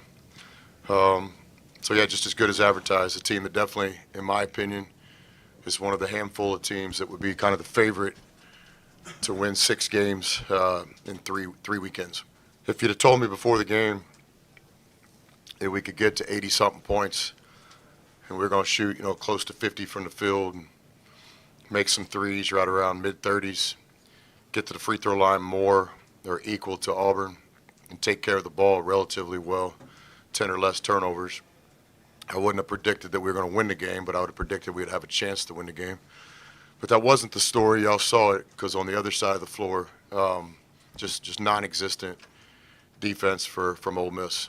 Yeah, and part of that was the way Auburn moved the ball last night with 20 assists. Just the talent of Johni Broome, Chad Baker-Mazara making shots out of the gate there last night. Just a dominant performance against a pretty good effort from Ole Miss last night. And to see Chris Beard's defense get lit up, that when you think of him, do you think defense? Yeah, I do. 100%. I think it gets a little overplayed. No, not overplayed. I think the fact that Chris Jans is known for his defense a little bit better, being in the Magnolia State, takes a little bit away from Chris. And Beard. Rick Barnes is known for yucking it up on his defensive style of play and slow play. But this, what they did last night to a Chris Beard defense. Yeah, and honestly, I'm a little surprised. I thought Ole Miss would get a lot better as the season went on, and I think they're an average team. I think they're okay. Now they're tournament worthy, but they're not playing good basketball. Yeah, right but as now. you mentioned, they finished against Tennessee and at Florida. So I mean, this is a tough stretch for them going into the tournament as they start to concern themselves with seeding. Yeah, and I do like Chris Beard's getting this thing right. I would think next year is the year it will pop. If he's still there. If he's still there. Do you think he's helped himself in the? Do you think they're even paying attention to outcome at Ole Miss for him getting? No, because it's a bad job. I mean, you look at. I mean, what did it take Pearl 4 years to get it going at Auburn? 3. Yeah, or 4. I think it took 4, and he's kind of got it going in Oxford right now. I mean, 20 wins last year. He's had them ranked. They're going to be in the NCAA tournament this year. So if Indiana comes to you, Rick Pitino said, I wouldn't even do a search. I would call Chris Beard. Rick Pitino, I don't know why he's all of a sudden become I wouldn't do it if I'm Beard. You would not leave Ole Miss for Indiana. And here's the reason why. Indiana is not what it once was. Could he reestablish that? Possibly. But the SEC is the better conference right now. I look at what a guy like Bruce Pearl is doing. And if I'm Chris Beard, if Bruce Pearl can do that at Auburn, which was a worse job at one time than Ole Miss basketball was. I got a stat on that. Why can't I do it at Ole Miss? Yeah. And by the way, I really believe Ole Miss, I look at what they're paying Lane Kiffin, I believe they can pay me as much as Indiana can. Of all the power conferences, 6 in basketball at the time when Bruce Pearl took over at Auburn, they had the lowest KenPom rating, or the lowest rating of a power conference in the 6 conferences than anybody in the country in a 5-year span. Ole Miss did. No, Auburn did when Pearl took over. When Pearl took over. Auburn did. The 5 years previous of any power conference team in college basketball, the 6 power conferences, counting the Big East at the time, only TCU was worse, and I think they were coming off some horrible. It wasn't the murder, that was Baylor, but they were in a horrible spot. TCU, Auburn were the 2 worst programs in power conference basketball at the time. I was looking That's at what Pearl took over. Yeah, one of the videos that Scott and Taylor sent out on our YouTube, and I was just scrolling through looking at some of our videos, and I noticed one of the comments, and it was when we were talking about what a job Bruce Pearl has done. And I said in that video, the guy took over the worst. I think it was actually the video where we were talking about how Oates and Pearl had risen the level of play in the state leading into the Auburn-Alabama basketball game. And I made mention of the fact that Pearl took over what was the worst program in the Southeastern Conference. One of the commenters was like, these guys are so Bama biased. That one guy said Auburn had been the worst program in the SEC before Pearl got there. I'm like, I can't help it if you've only been a basketball fan for 10 years. But if you watched Auburn basketball, you go talk to anybody that's older than 30 at Neville Arena, and they will tell you how awful this program was before Bruce I don't know Pearl. if it was Vanderbilt football for a minute, but it was bad. Oh, it was close. I mean, I don't want to insult any of my friends at a Mississippi school or anywhere else in the SEC, but if it wasn't Vanderbilt, it was the next rung up and wherever football. Would you? I mean, I wouldn't take the job. It sounds crazy. You would say Ole Miss and not take Indiana. I mean, a couple of reasons. Ole Miss did give him an opportunity. You got to have a little loyalty there, and to bounce after 2 years. When you're really starting to put your fingerprints on the program, I think is a little unfair. I know you've got to better yourself and your family and the situation and all that kind of stuff. But when somebody gives you an opportunity like that, like Bruce Pearl, I mean, he had opportunities to leave. He showed loyalty to Auburn. If Indiana hired the Texas Tech coach, would he go back? Would you go back to Texas Tech if you were him? No, because I think Ole Miss is a much better athletic program. He got Texas Tech to a Final Four. I'll tell you what I'd like to know. We're talking about the NIL dude, though. I'd like to know if that billionaire oil guy's a big basketball fan. Does he sit courtside? That would be a good question. They do a really good job with NIL at Texas Tech. That's why they're still relevant. Yeah, and I mentioned the other day that Texas Tech crowd was fun in that game the other night. It's a good basketball. I mean, it's good football. When I evaluate a job like Indiana, and I'm not a coach and I've never done one of these things, but as an outsider looking in, I look, does everybody win there? Does nobody win there? Is it just one of those jobs? And if you look at the history of Indiana basketball, they've had one guy that has won there. I mean, it's considered a blue blood in basketball. Now, I could play the other side of this, but it was 20 years ago. I'd be like, Mike Davis played for a national championship. He did. I would not. Nobody would ever say Mike Davis, quote unquote, won there, but he did play for a national championship. But I mean, they've had one guy win there. Yep. Their legendary coach is really the only guy that has won prolifically in Indiana. Like you look at a program like Alabama. I mean, you've had 2 guys, and if you even go back before Bear Bryant, several guys that have won big there. So that tells you, if I'm a good enough coach, I'm going to be able to get it right at a place like Alabama. I don't know if I'd put Indiana in that category. Coaching carousel, plenty of time to get to that later on. Way to Wellness, as I said, brings you this part of the show, Way to Wellness, your journey to healthy living.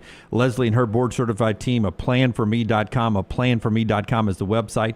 No contracts, no sign-up fees, and the first consultation is absolutely free. How do they help you lose weight? They've got a variety of plans, not just the ones I mentioned here. You can go set up that free consultation to find out everything they have, but some of the stuff that I know about, they have meal replacements, some great protein bars that can help you feel until you have a healthy lunch, healthy dinner. And they've got the injection therapy that can help you as well. It's all right there for you, Way to Wellness. It's aplanforme.com. That's the website, aplanforme.com. Way to Wellness, your journey to healthy living. So the NFL fans, I don't know if they do it every year or not. My apologies for not knowing this, but it was on everybody's mind this year. That especially in the playoffs, it looked like Patrick Mahomes got some crucial calls down the stretch. So the NFL reviewed contact plays with quarterbacks and who drew the most flags. Patrick Mahomes was not number 1. 1, 2, 3, 4, 5, 6. Wait a minute.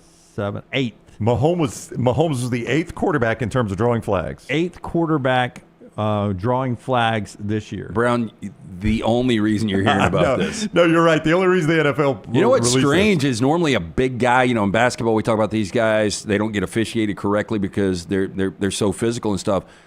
I see a lot of flags thrown around Josh Allen. I was going to say, my guess on this, Dunaway, before you told me 6, would be Mahomes 1, Josh Allen 2. Josh Allen is actually number 2 on the list. Well, I don't know who 1 is. And almost 7 flags for every 100 plays. For Josh Allen? Yeah.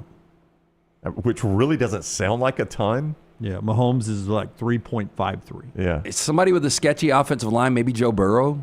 Burrow's not in the top 8. I apologize. I've only got the top 8. Yeah, no, I just go ahead and tell us. From bottom up, Mahomes 8th. Baker Mayfield 7th. I watched the Buccaneers. Did you feel like he got a lot of calls? He does because he runs and doesn't get down. Okay. And when he does get down, he's one of those late sliders or that kind of stuff. So he sort of, like Mahomes, he sort of baits you into But he does it hitting the him. right way because he does it full speed. That's right. He does. Jared Goff 6th.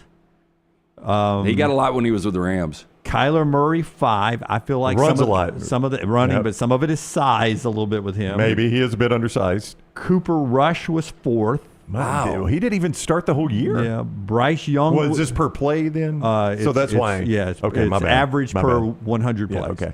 Bryce Young was 3rd. Terrible offensive line, so that helps. Yep, right. You got a lot of contact plays there. Josh Allen was 2nd. Tua Tagovailoa 7.32 leads the leagues on flags. Well, I got to tell you, he gets protected a lot. You guys know I watch every play. I watched every play of this past season. I don't feel like he draws a lot of flags. I really don't. I never, at Alabama, he never did. His release is so quick. I know. And that's the thing is rarely do defenses get to him. Most of his injuries, if you'll watch his injuries, the vast majority on a broken play where he's running.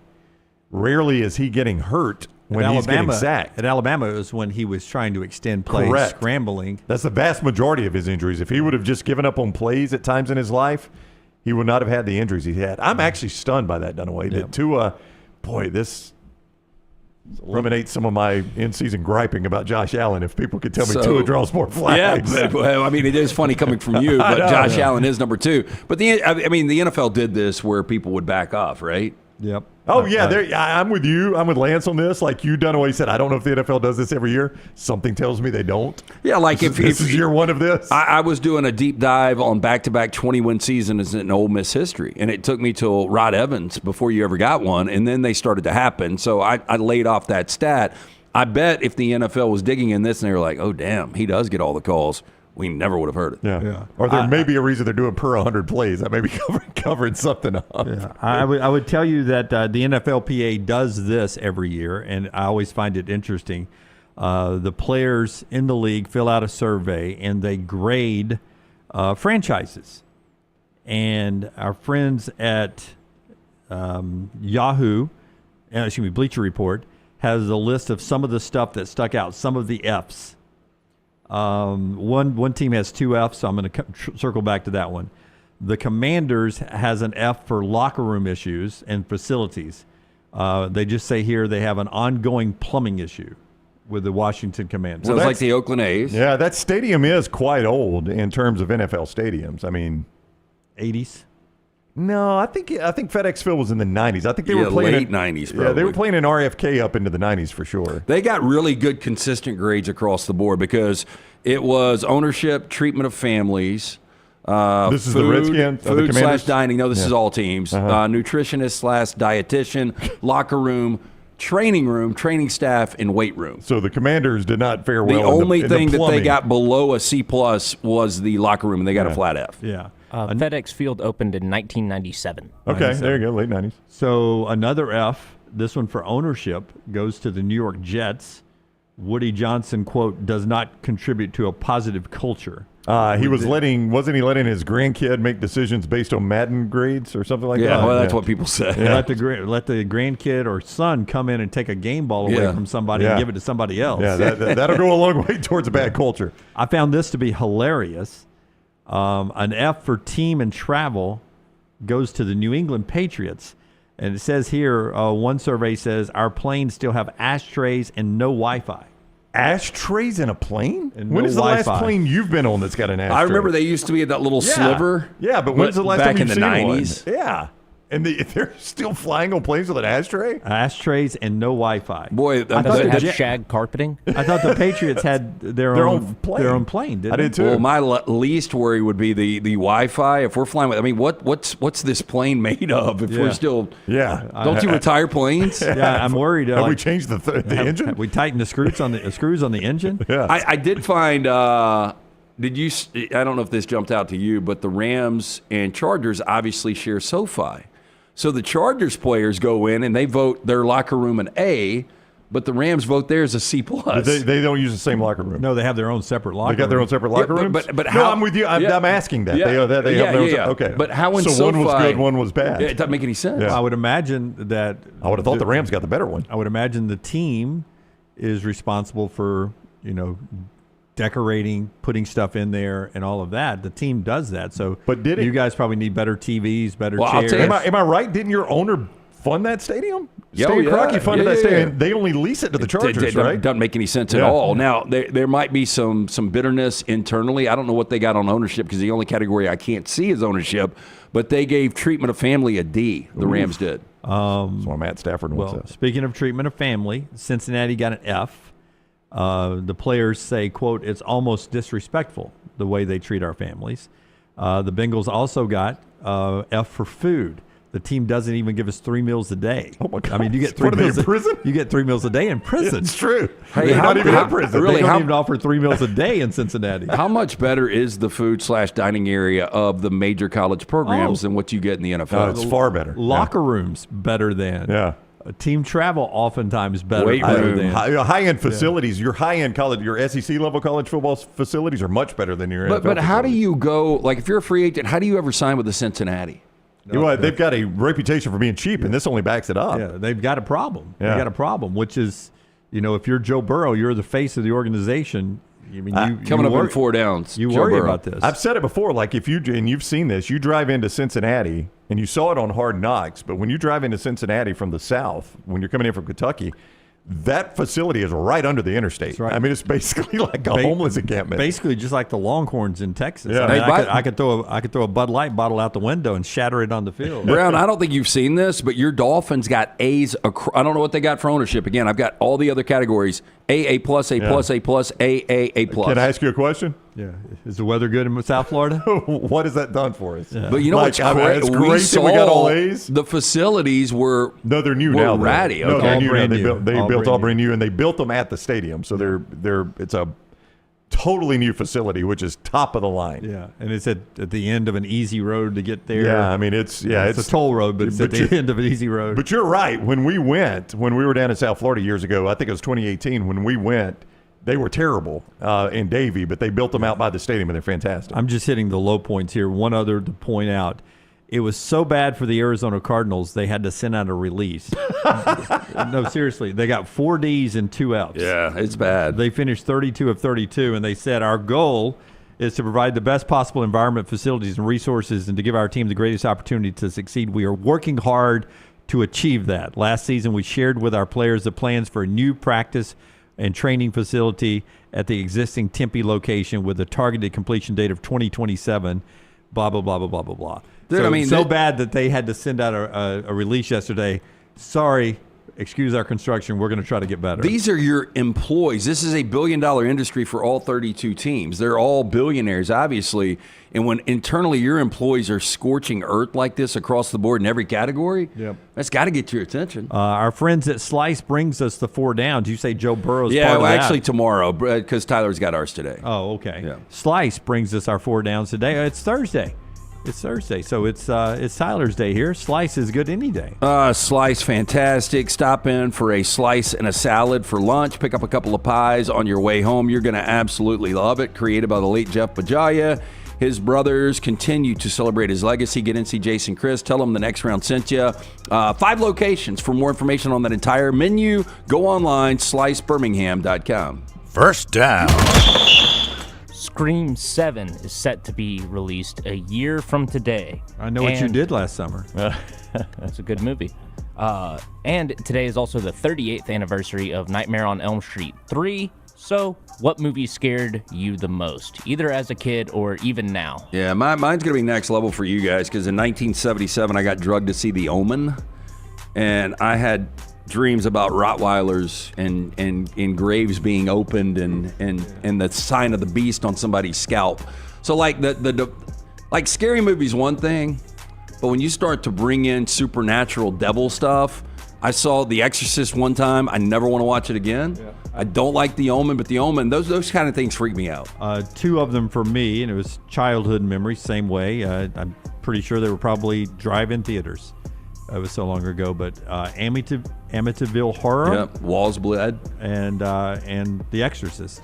And both of those, I mean, both of them were based on true stories. So as a kid, I was like, oh crap, that can really happen. Right. That's not Frankenstein or Dracula or any of that. That stuff can Were really you happen. all in on going to the see? I didn't even want to see these scary movies when I was a kid. Oh no, this was, I think parents were watching and I was in the cheap bastards wouldn't even get a babysitter for us. Yeah. So I am not I'm not a big horror movie film. In fact, Tyler, really the only reason I ever watched scary movies like Friday the 13th or whatever were you watched them with a girl because she would get scared, and of course you're her protector at that point, so she's gonna, climb a little closer, right? Unless you start jumping and you're shaking, no, right. You gotta hold it together. Yeah, Maggie puts her arm around me while I cover my eyes. You feel safe. So my biggest would be like psychological thriller type things, and I'll tell you the movie that I remember watching that stuck with me the most was Mystic River. Kevin Bacon, Tim Robbins. Is that a scary Lawrence movie? Fishburne, Sean Penn won Not Best really Actor. scary, No, it's not just scary at all. Super organized depressing. crime and super depressing. I mean, I just remember at the end of that movie, Jennifer and I were both like, I can't go to bed after watching that. We gotta find something funny. I don't care if it's a 30-minute sitcom or whatever. Yeah, I mean, it's very, very dark. Catholic Church. Very bad. The Irish Mob. Walking Tall stuck with me. That may have been the first movie I ever saw. I saw, and again, I was like 3 or 4, I Spit on Your Grave, where chick gets gang raped and then goes back and slices their throats and stuff. I feel so old when I say this sentence, but Tyler, you may be too young to remember this, but when the original Scream came out, the costume was available. And there was a huge controversy because people were going and buying that costume and mid-movie were running into the theater wearing that costume. Yeah. And it was causing like mass chaos and panic. That's a good way to get shot. It really is. Yeah, it was before conceal and carry was as widespread. But we were a different society then. I can't believe they got 7 of these because I think I only saw the first 2, but I thought the first was really original. Yeah, I really like the first first I like movie. Scream, yeah. Okay, and am I incorrect? That's not I Know What You Did Last Summer. Is that a separate movie? That's a separate movie franchise, yeah. Okay, But they're bringing that back too. But in Scream, it's the white-faced. Right. Yeah, okay. But that is not Courtney Cox? No, Courtney Cox is Scream. Yeah. Okay. She's the reporter. Yeah. So you're getting your Party of 5 mixed up. Nev Campbell was in Scream. Jennifer Love Hewitt. That's where I'm confused. Yeah. I Know What You Did Last Summer. I Know What You Did Last Summer had Freddie Prinze Jr. and Sarah Michelle Gellar. Sarah Michelle Gellar, when she was back top seed back then. Yeah, that was prime. Yeah, prime. it was. I don't know if she was top seed ever. No, she was borderline. She was knocking at the door. Yeah. Cruel Intentions. Sarah Michelle Gellar. Sarah Michelle Gellar was very close to a 1 seed, Jim. I'm not going to give her overall 1, but she was certainly on Selection Sunday. We had to wait and see if her name popped up. Yeah. You don't think so? No, she's a 2, no problem. Okay, so she's a 2. She's not Auburn, Alabama. Is she a Midwest 2 or a South 2 for you? She probably would have to travel after the first weekend, mainly because of her. I never liked her mouth for some reason. Okay. Interesting. I know she's got a the nose is not. It's not classic, but I like it. Yeah, it's not symmetrical, but no, I like unique noses. She's got a unique nose. I mean. Give me another unique nose. I mean, that's her right there. Go up, there. That's okay. No, go down, Tyler. He's going to go 90s. He's going to get us in the prime. There you go. Any of those two. I mean, any of those. I know. I stand corrected. So you're back to a 1 seed.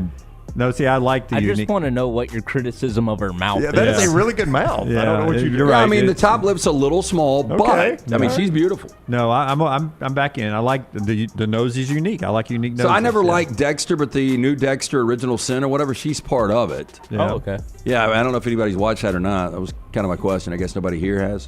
I'm still working through the original. Dexter. Did you like? I didn't like the original. I like it a lot, actually.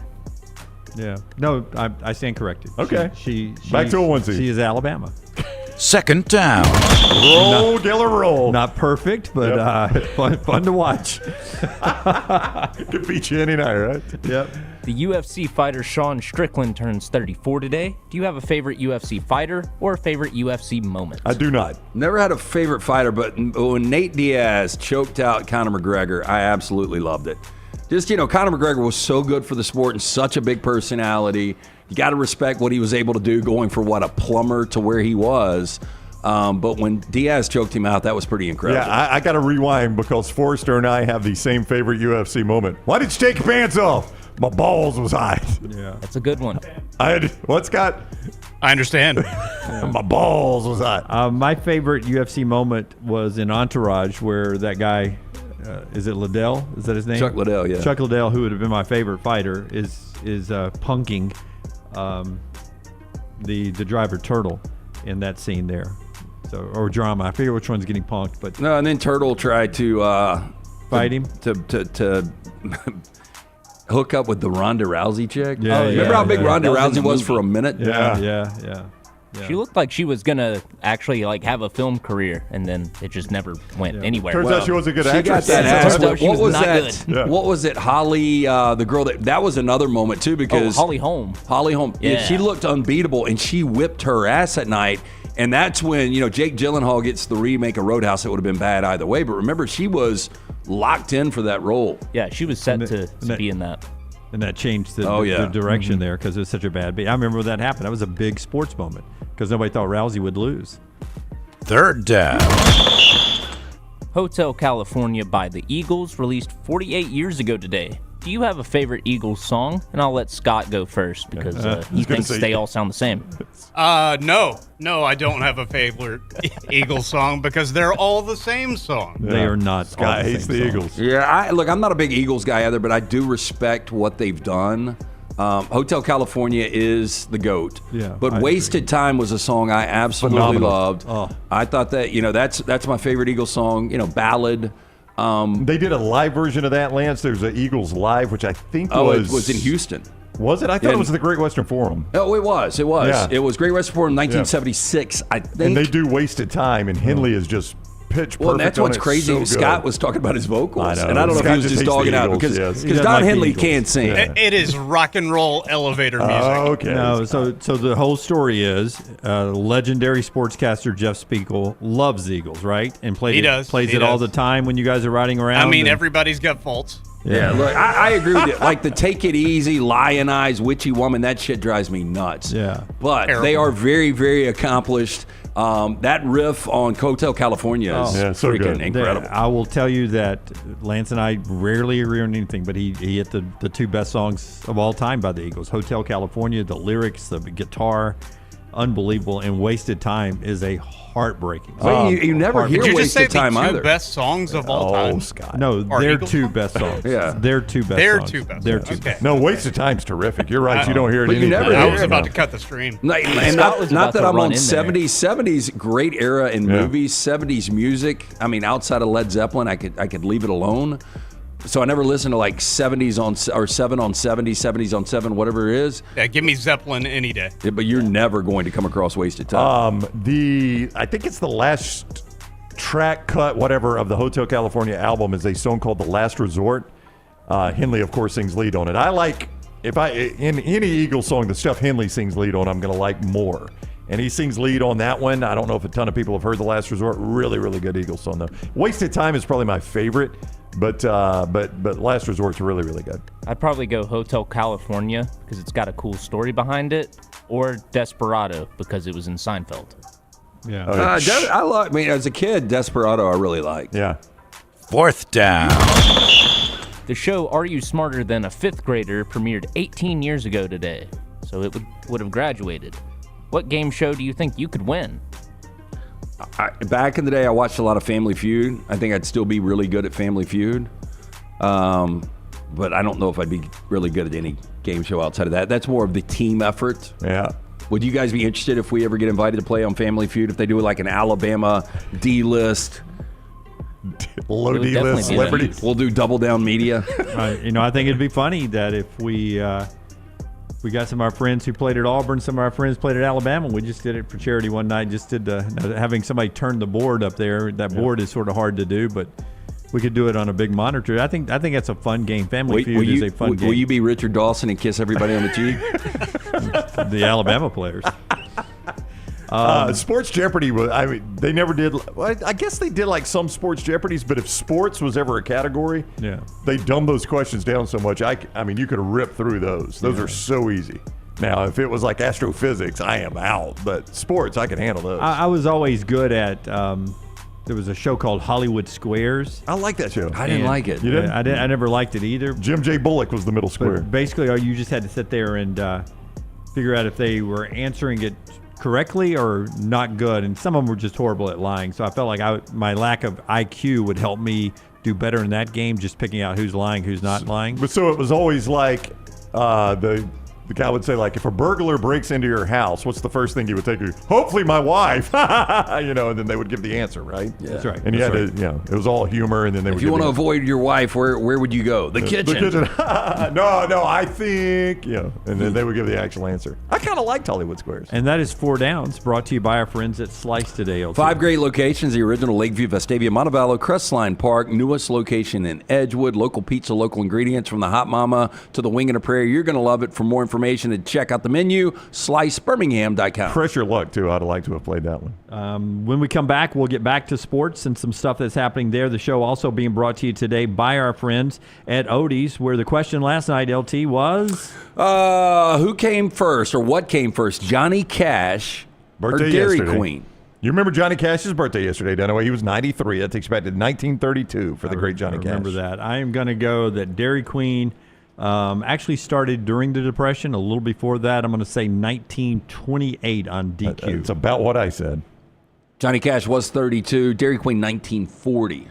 I was surprised by things this. You learn at Odie's Team Trivia. We do it every Wednesday night. Live music every Friday, Saturday. Both locations. The original Crestline that we're at every Wednesday night for trivia. Newest location in Edgewood. You can get incredible food. Both locations, ice cold beer buckets full of the Bud Light. Get in, see Will Aver and that great staff. Birmingham Institution. It's Odie's Tavern. Follow The Next Round on Twitter, Instagram, and Facebook at Next Round Live. Stop by the New York Butcher Shop and pick up the finest in certified Angus prime beef steaks and burgers, premium pork chops, ribs, and all-natural chicken cut to order just for you. Their chef-prepared entrees and side dishes are the perfect dinner-to-go choice for your family and are ready to heat at home. With a great selection of fine wines and desserts, the New York Butcher Shop is your one-stop dinner shop. 2 locations to serve you, Cahaba Heights and on Highway 119 in Greystone. The New York Butcher Shop. Rare quality, well-done service. Let's face it, a home is one of the most powerful assets you can have, and our friends at Mortgage Right want to help you build wealth through home ownership. Mortgage Right is all about providing competitive rates, a variety of loan products, and a multitude of resources for a seamless home buying experience. They treat their borrowers like family and are always looking to bring more happy homeowners under their roof. See more by visiting mortgageright.com/TNR today and start living. That's mortgageright.com/TNR. NMLS 2239, equal housing lender. Storm season is here. Make sure you have a plan of action in place right now. Greg from Pell City and Storm Restoration Roofing should be your first call when storms hit. Insurance companies love working with Storm Restoration Roofing because of Greg Nelson's name and reputation in the industry. When storms hit, call Greg Nelson. He's local, 205-542-3531. He's the home of the free no-cost roof inspection. Greg from Pell City on Facebook, 205-542-3531. It's Storm Restoration Roofing. We love the moments, the memories, the magic, the championships.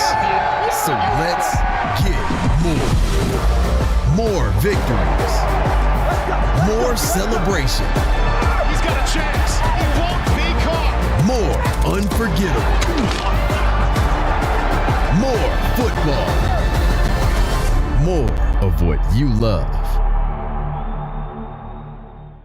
Happy football season. At the Next Round, we strive to make our loyal listeners feel like they're a part of the action all season long. My name is Emily Grace McCorder, and I do that by bringing you along for any given Saturday in Auburn or Tuscaloosa. From pregame warm-ups, touchdowns that make you feel a part of the play, and everything in between, our goal is to make you feel like you're inside Bryant Denny or Jordan Hare. Follow along on our social media at Next Round Live on Instagram, X, and Facebook. Also, check out thebarnauburn.com and covercrimson.com while you're at it. Here's to fall Saturdays. Follow Next Round Live on Twitter, Instagram, Facebook, and YouTube. The social media team at Next Round Live is dedicated to giving you daily news conferences and practice video from UAB, Alabama, Auburn, and around college football. Follow and compare to the sites you used to visit. You'll also get the latest highlights and news from the Next Round Daily Show. Turn on the notifications so you don't miss a thing. Next Round Live on Twitter, Instagram, Facebook, and YouTube. See more at nextroundlive.com. It's time to pull the trigger on the Next Round merch that you've been eyeing. We know there's a lot to choose from at nextround.store, so here's a few of our favorite picks. If you want to match LT and Brown, go with the TNR logo hoodie and throw in one of Dunaway's favorite hats. Any of them will do. The Backroom's go-to is the classic logo t-shirt, while my personal favorite is the light blue TNR crew neck. All of these items can be found at nextround.store and are EG approved. Rest assured, your order will be packed with lots of love from us here at the Next Round. Head over to nextround.store to start filling up your cart. Hang out with the Next Round on the go. Whether you're driving to work, running errands, sitting on the beach, or you just need a break from the real world, we can keep you company. Check out the Next Round, Mystery Fifth Hour, and our other shows on your favorite podcast app. We'll meet you there. Start your day online with our website, nextroundlive.com, for the latest videos, podcasts, and college football stories. It's also a great way to stream the show or shop in the Next Round store. Stay connected by visiting nextroundlive.com.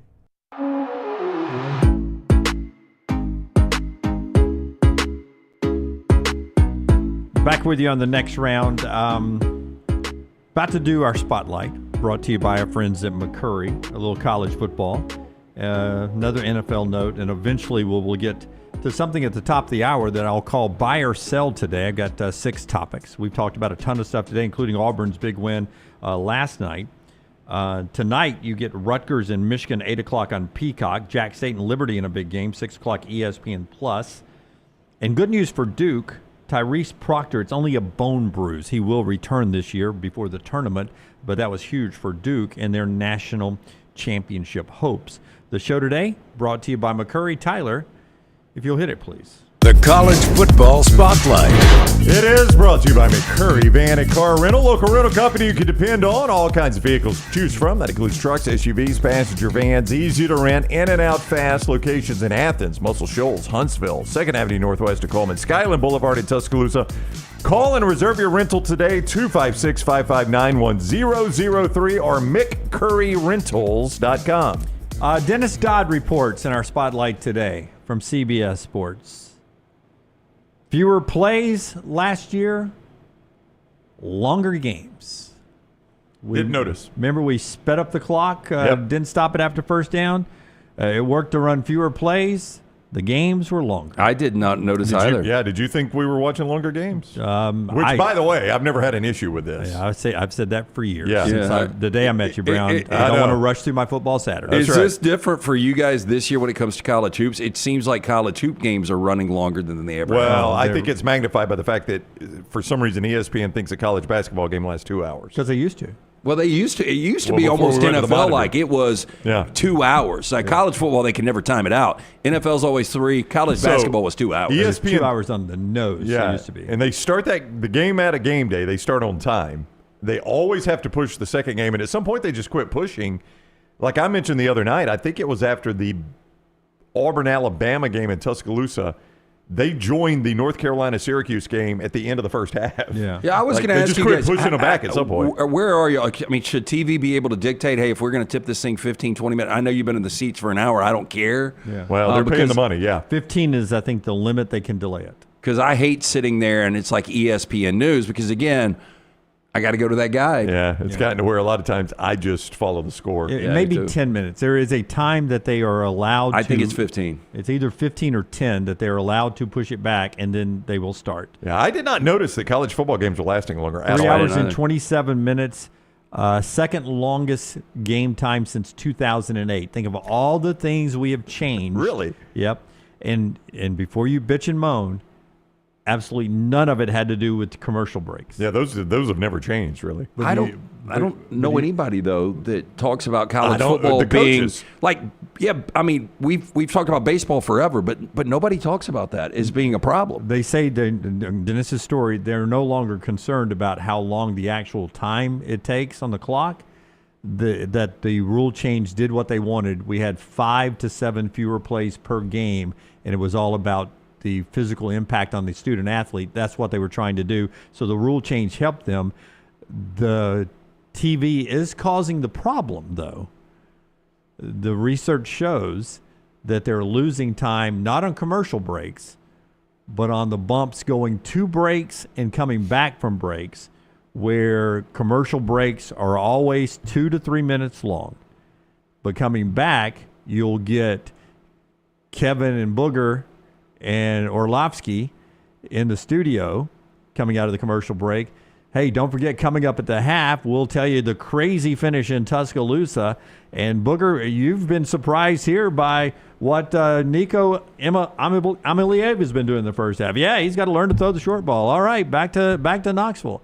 And so they don't count that in their break time. So, no. So ESPN says, all right, our breaks are 2:30. So 2:30 is commercials, and then the little sign's got to say 2:50. 20 seconds of that is Booger and Kevin and Dano talking. And then you get the old the red glove waving it up. I get that, but I think if they would look in the mirror and say, how much time do we spend with a referee running all the way across the field to put on a headset and look at a monitor on a play that we already know needs to be overturned, when we could just go expedited replay and do like the NFL does and say expedited replay is ruled the last play incomplete. It is second down. And they're going to have to take a look at that. You got to take a look at that, Dunaway. That's where I never complain about the length of a college football game. I will sit in my basement from 11 a.m. until 2 in the morning if I have to watch it. Yeah, me too. At 2 in the morning, I want another game to kick it. You guys remind me, because I just don't go to games anymore, 1 or 2 a year. It does seem like a game lasts longer when you're there than at home, and maybe it's because you've got other games. Like when you go to break, you're focused on something else. Well, that, and you don't leave your seat in commercial breaks a lot of times. Yeah. And commercial break's a good time for me to go get another drink, take a whiz, fix a snack. Yeah, but you're right, because in the 3 minutes that we're sitting there listening to the band or music, whatever, I'm watching another game. So it's almost like when I'm at home, it's continuous action. It's a seamless 15-hour day. That's why, heaven needs to be a college football Saturday. It does. I mean, those are the best days in the world. But if I've got a quad box, if I got 3 TVs, I know you have more, but I'm working 3 TVs. I got 2 games on. I'm only working 3. Okay, I got 2 full games on in a quad box. So I've got 6 games, and maybe once in the day, it will somehow tragically end up where 6 games are at a commercial break. But they're never, it seems, at halftime at the same time. It is because even the early games don't go to half at the same time because it's not so uniform the way the NFL. Yeah, that's is. almost impossible. It's like when we used to do mornings. I made it. I went 27 for 27 on green lights going into from my house. That was the one day. To the old Jock Studios. Yeah. But that's how boring the drive used to be because nobody was on the road. Right. And you hit the first 4 or 5, and I'm like, damn, can I pull this off? And it just happens. And then you start debating, should I really gas it here to make that yellow light? And I bet you did. No, this has nothing to do with the length of the game, but while I was talking about replay, a pet peeve of mine, I don't know if you guys think the same thing, is when we've got a controversial play and we get the first replay and the play-by-play guy comes in and he gives his thought and the color guy gives his thought and we get another angle and we finally bring in Matt Alston, and about the time Matt starts to talk, the guy, after review, you've got a rules analyst. Yeah, bring him in immediately. Yeah, he gets the first crack at it. Why aren't we paying Matt Alston if we don't let him have the first crack at it? Sometimes Matt is doing several games. Yeah, I'm sure. So it takes a while to get him dialed up. And maybe he's talking in a different one. When they're in the booth or it's just one game like on Sunday Night Football, you usually get to him quicker, but I agree with you 100%. It does show you that we have way too many reviews, too, because I've noticed that. They're waiting because I've got the other game on that's being reviewed right now. And so you know that they need to pull him out to do this but other he's got review two as games well. at one time. I mean, what are the chances that you would ever have two reviews going on at the same time in college football? That's our view. Our football spotlight brought to you by our friends at McCurry. McCurryRentals.com. That's McCurryRentals.com. And our buddy Dr. B has got everybody's hair on the set, or at least 2/3 of them, growing back. Yeah, me and Brown both went to see Dr. B, best in the business. Been talking about this guy for 3 years now. I do that non-invasive treatment 3 times a week, 30 minutes each time on the couch.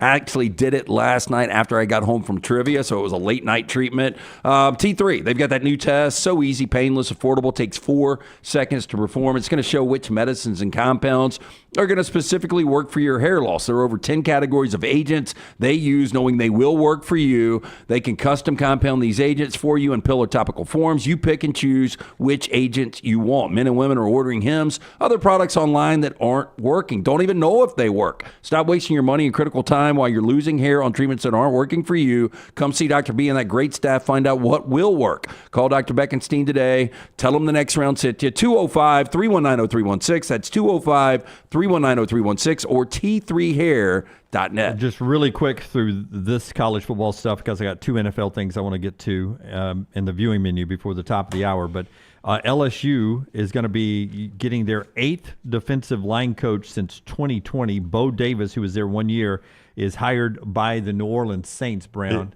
That math doesn't work. If you've lost Yeah, count, that's only say. 4 seasons, and they've had 8 coaches. That's pretty crazy. Yeah, Bo Davis is a good one.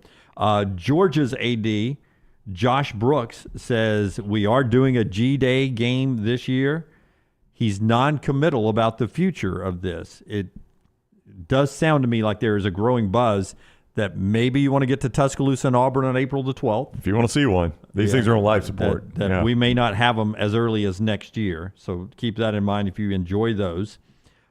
Biff Poggi, is that how you say his name? Was the head coach at Charlotte? Yeah, he's the guy that, if you don't know, he's got a unique backstory for a college football coach, and he wears the cutoff sleeves. He wears just a sweatshirt cutoff sleeves. He is back at Michigan, where he helped Jim Harbaugh turn the program around there. He's going to go help Sharon Moore now that he's out of a job. Russ Callaway's the Florida offensive coordinator. Napier is still going to call plays there. And I know, Brown, you tell me, like Bo Davis going to the Saints, that, another college coach going to the NFL. Well, let me tell you, the NFL is losing personnel to college in the general manager department. Nebraska hires New England front office guy Pat Stevens, who's coming in to be their general manager. And the reason they're coming, I assume, is money. I don't know what he will make from the New England front office, but the contract for Lombardi of Carolina came out. He's making $1.5 million a year to be the GM of North Carolina football. Not only the money, but if you're an assistant GM, you're part of the front office. How long do you have to wait to get that shot? If you go and you take one of these jobs with a premier program, not only are you going to make more money, but it's also high profile. Yeah. So you could literally make that your career, just being a GM at a particular school.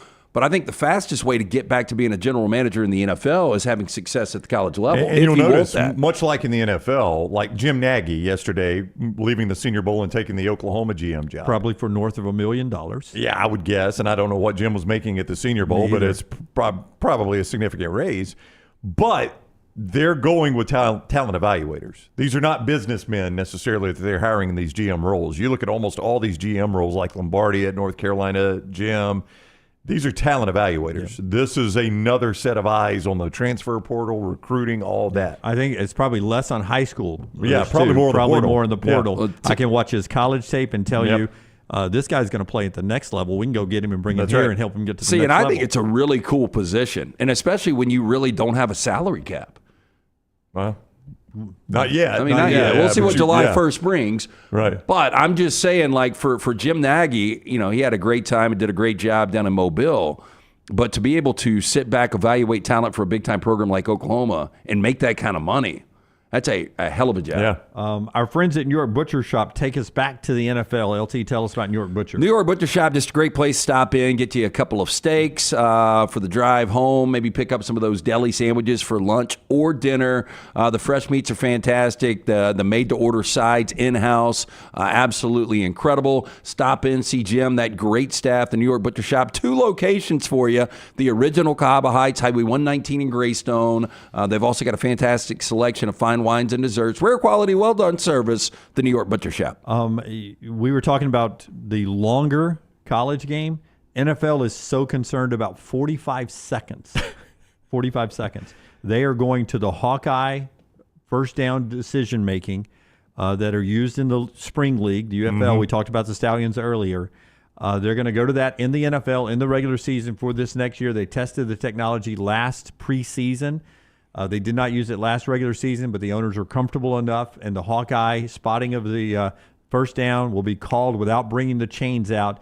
It'll take 30 seconds to make the first down call using the technology. It took 75 seconds to bring the old guys out, pull the sticks.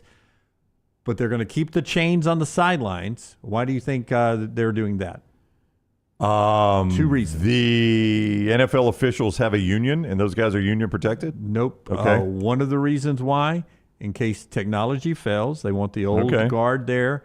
And 2, if we don't have them over there, what are the players looking at as they're diving or fighting for a first down? Well, I mean, you could still lay the thing out. I mean, you know the yard line they got to get to. Yeah, well, that's the chain's going to do that, yeah. Well, I know, but I mean, they've got that little pylon thing that lays out there, and you could still have the down marker guy. Yeah, I don't know.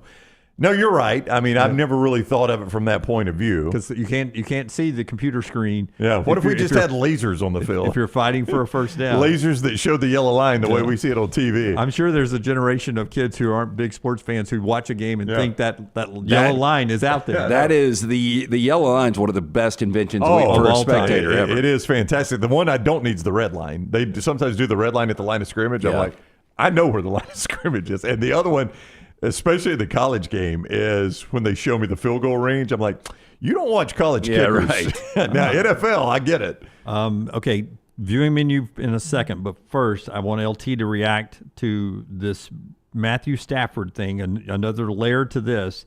Ski resort in Montana. Matt Stafford's there, just happens to bump into Tom Brady at this ski resort in random Montana, and Brady starts selling Stafford on why you should come to the Raiders. Apparently, Stafford wants $50 million a year. According to the contract, scheduled to make $23 million coming up, 15th in quarterback pay. Here's the problem for the Rams: he's going to make $23 million, but he's a $49.6 million cap hit because they deferred money earlier. So now it's becoming a balance of salary stuff. Brady's trying to sell him on the Raiders. Stafford wants $50 million. It's still the best place for him to end up is with the Los Angeles Rams. But here comes Aaron Rodgers telling the Daily News that I want to be the Rams' next quarterback. Well, sure he does. And I want to bring Devontae Adams with me. Okay, so you want to go from one of the worst organizations in all of sports with what we deem the worst owner in all of sports based on internally the employee saying, we're going to give you an F and Woody Johnson, to one of the best owners, say what you want about Stan Kroenke, a guy that loves to spend money, some of the best facilities, and maybe the best play calling head coach we've had in 20, 25 years. Of course he wants to do that. Do the Rams, if you go to Aaron Rodgers, this is what's crazy. I was talking to our buddy Alex last night, a big Green Bay Packer fan. That's right, yeah. And he's like, I've just got to hear your take on this because I know you can't stand Aaron Rodgers. I said, well, the fact of the matter is, and you guys remember this, I think we all agreed that he did a much better PR job when he went to New York. Aaron Rodgers became a more likable. But the problem is you went from an elite quarterback and a dick to being an average quarterback and a somewhat digestible guy.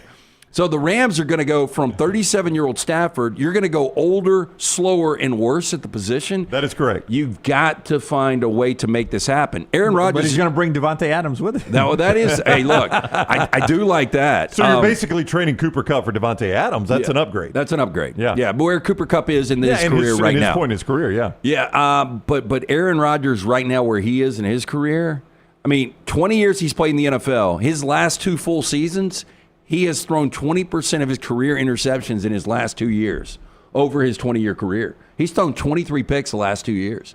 He's just not even a shell of the quarterback he once was. I think the Rams are going to ultimately get bit. I think Stafford's going to be gone, unfortunately. I don't know if Aaron Rodgers is going to be the solution. I think Aaron Rodgers would play well with Sean McVay, though. Oh, I think he would. Yeah. I think McVay would actually unlock him a little bit. I am starting to. I'm trying to get Are you processing this? I'm trying to get my head around it because Just in Stafford. case. You mentioned $23 million. I think he's made $325+ million. This seems like his wife Kelly's the one that's pushing for this. And maybe it's. I don't know how you guys feel now, but the older I get, the more I try to figure out a way to make my kids more comfortable once I'm dead and gone. And I think for Stafford, he's got 4 little girls. He probably is like, they're good. Their kids are probably good. But let's think about, my beautiful daughter's grandkids now. And that's a luxury to have, but I can't imagine anything else because if you want to win another championship, you ain't going to the Raiders. No. And let me tell you, when he accidentally bumped into Andrew Whitworth and Sean McVay in Cabo, this is how the trade ended up happening to the Rams. So you're telling me that when Stafford left from the Lions, bumped into those two in Cabo. Yep. That's now exactly this what time happened. around, it's accidentally ski resort in Montana that Brady's there. Stafford knows where everybody is. Yeah, doesn't he? Cabo Or Stafford seems- goes there and everybody else just ends up there. You know, Cabo, there's probably 15, 20 like high-end resorts. I mean, how many people?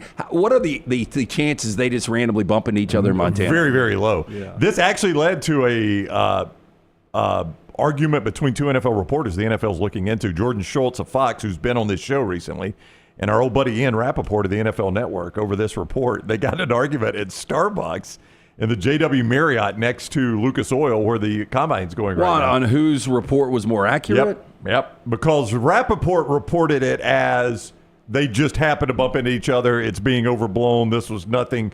And Schultz was reporting what you're saying is, if you notice, Matthew Stafford has these types of bump-ins when he wants to go to another team. And they were arguing about who had the story right. The teams you're talking about for Stafford, the Giants, no shot at doing anything, right? Nope.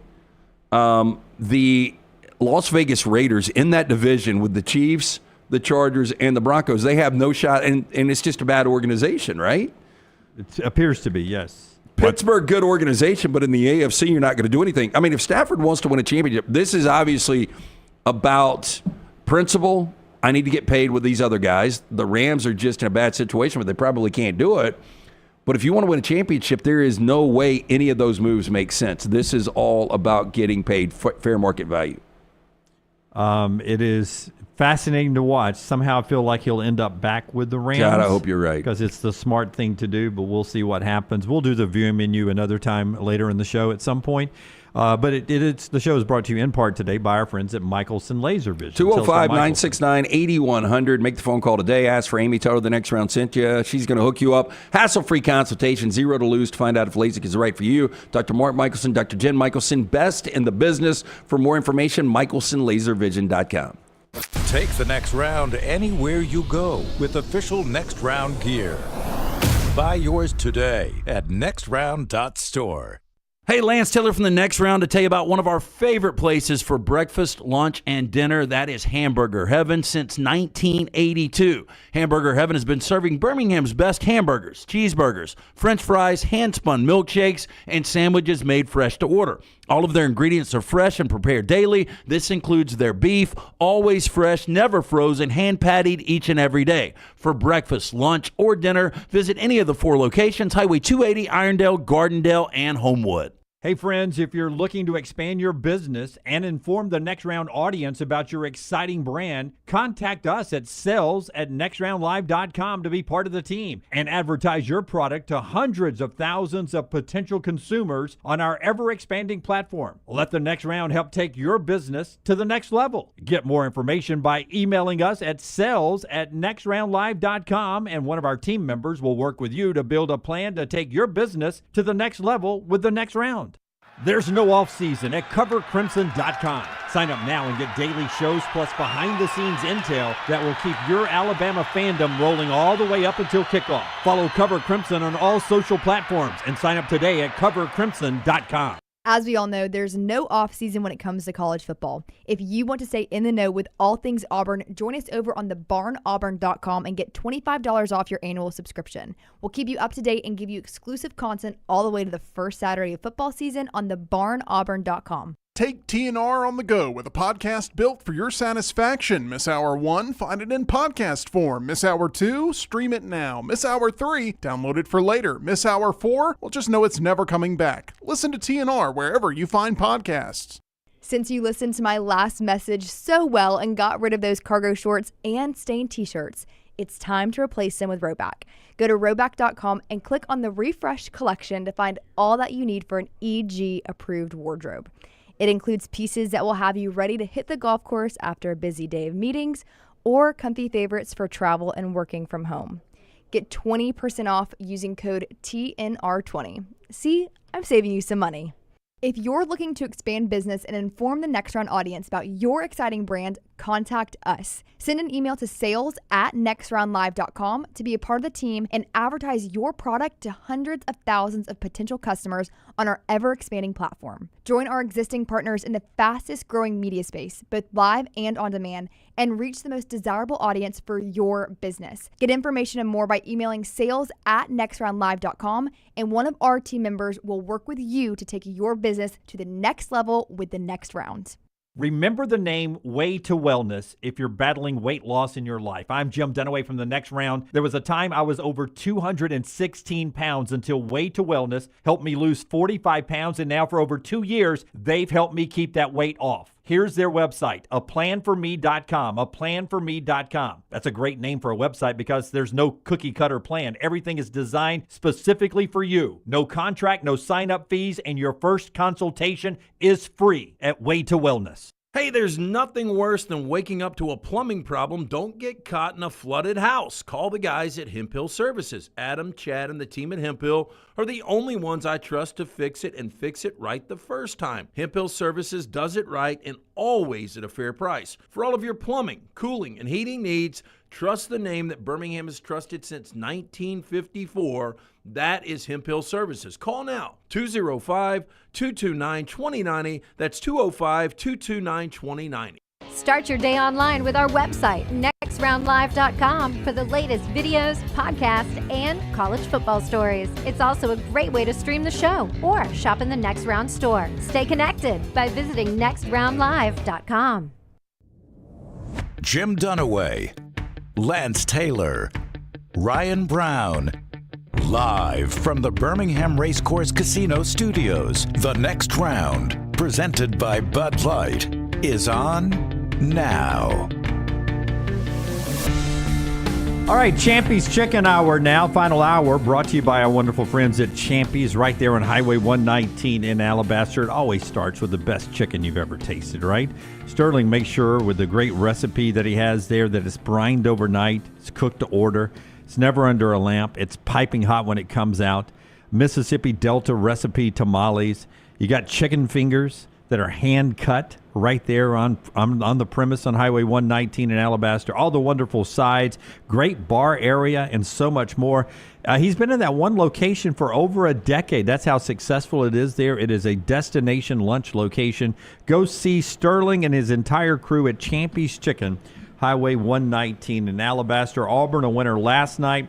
Big games coming up this weekend. Auburn is at Kentucky, 12 noon ABC. Alabama on the road at Tennessee, 3 o'clock this weekend. So it'll be an interesting matchup happening for those two teams on the road. And then we get to the final week of the regular season in basketball. Vandy a winner last night over A&M. Arkansas a winner over Texas. Kentucky a winner over Oklahoma, with bubble implications there last evening. Going to bounce around some of the headlines that are out there with a buy and sell segment right here on the show.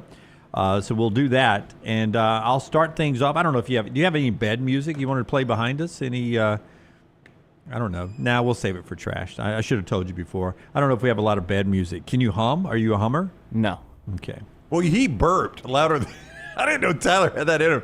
You were in the bathroom earlier. I was in there and you burped. Oh, yeah, that probably was me. Yeah, it was quite loud. I was like, God, Tyler. I mean, are we sure it was a burp at that point? I think it was a burp. It was a belch. I had a big energy drink this morning. Yeah, it was a very large belch. Okay, all right.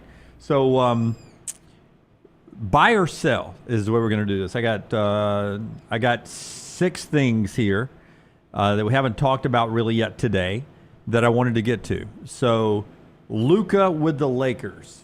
Are you buying and selling? And I want to tell you a story that's come out, again, from the Mavericks, several sources with the Mavericks. They say that major concern that the organization started to have over his beer consumption and his addiction to hookah. Am I saying that right? Hookah. Yeah. That's when you're on that little tube, and it's a shared experience of smoke. Yeah, you're smoking apples and all kinds of Just flavored tobacco. Yeah, our buddy Roney used to bring it over to the pool. Yeah, it seemed like a lot of effort to get that thing over to your pool. It did, but a lot of people like it. I've smoked a hookah a couple of times. I'd rather smoke weed, but what beer consumption hookah? This is the Athletic that sources with the Mavericks telling the reporter from the Athletic. It's his overall health was a concern. They used the belief inside the organization. One source tells the Athletic they believe that his lifestyle will be catastrophic, was the word they used. I'm with Nick in the mybookie.ag chat room. This feels like the Mavericks trying to come up with a story that takes the just like the NFL coming up with this Pat Mahomes thing. I know. Yeah, look. By the way, I am buying Luka. He's 26 years old tomorrow. He is one of the top 3, 4, 5 players on the planet. I think this is kind of an immaturity thing. I think being around LeBron James, although I don't really like LeBron, I think it is going to be good for the overall career path that he's going to ultimately take. I mean, let's look back at. Brett Favre had issues, right? Right. Yep. Early on. Yeah, they ran him out of Atlanta, those issues. Yeah, he worked his kinks out a little bit. I mean, Mickey Mantle, although he probably maybe would have been the best ever if he didn't party so much. He shortened his career. Kenny Stabler. I mean, there's a lot of examples of guys. I mean, Charles Barkley and Michael Jordan went as hard as anyone back in their playing days. So I'd love to get Barkley's take on this, but I am buying Luka. You didn't have day games in the NBA like you did in baseball, so I'm buying Luka as well. By the way, this edition of the story comes after he put down a triple-double against Dallas the other night. Yeah, I'm buying Luka too. Okay, so you're buying Luka. Well, and I mentioned this with Indiana too. Like, they've had one coach that's won big there. The Lakers have won in every generation, so the Lakers are always going to win. And the Mavericks, because Luka just took them to the finals. I believe the Lakers are going to make a deep run in this postseason. As we get into spring training, there's always these stories about records that'll never be broken. And people are now saying that they believe, because of the way the game is, the way athletes are, the way money is, that Barry Bonds or Hank Aaron, whoever you consider to be the home run king, 762 or 755, the home run record will never be broken. 100% buy. Yeah, 100% buy. You buy that as well? Yeah. I was going to write it down, but I'll just go by. Yeah. Just keep buying. 100% buy. Ever? Never. You'll never play that long. I mean, look. Technology. who is the active guy right now? I've got it.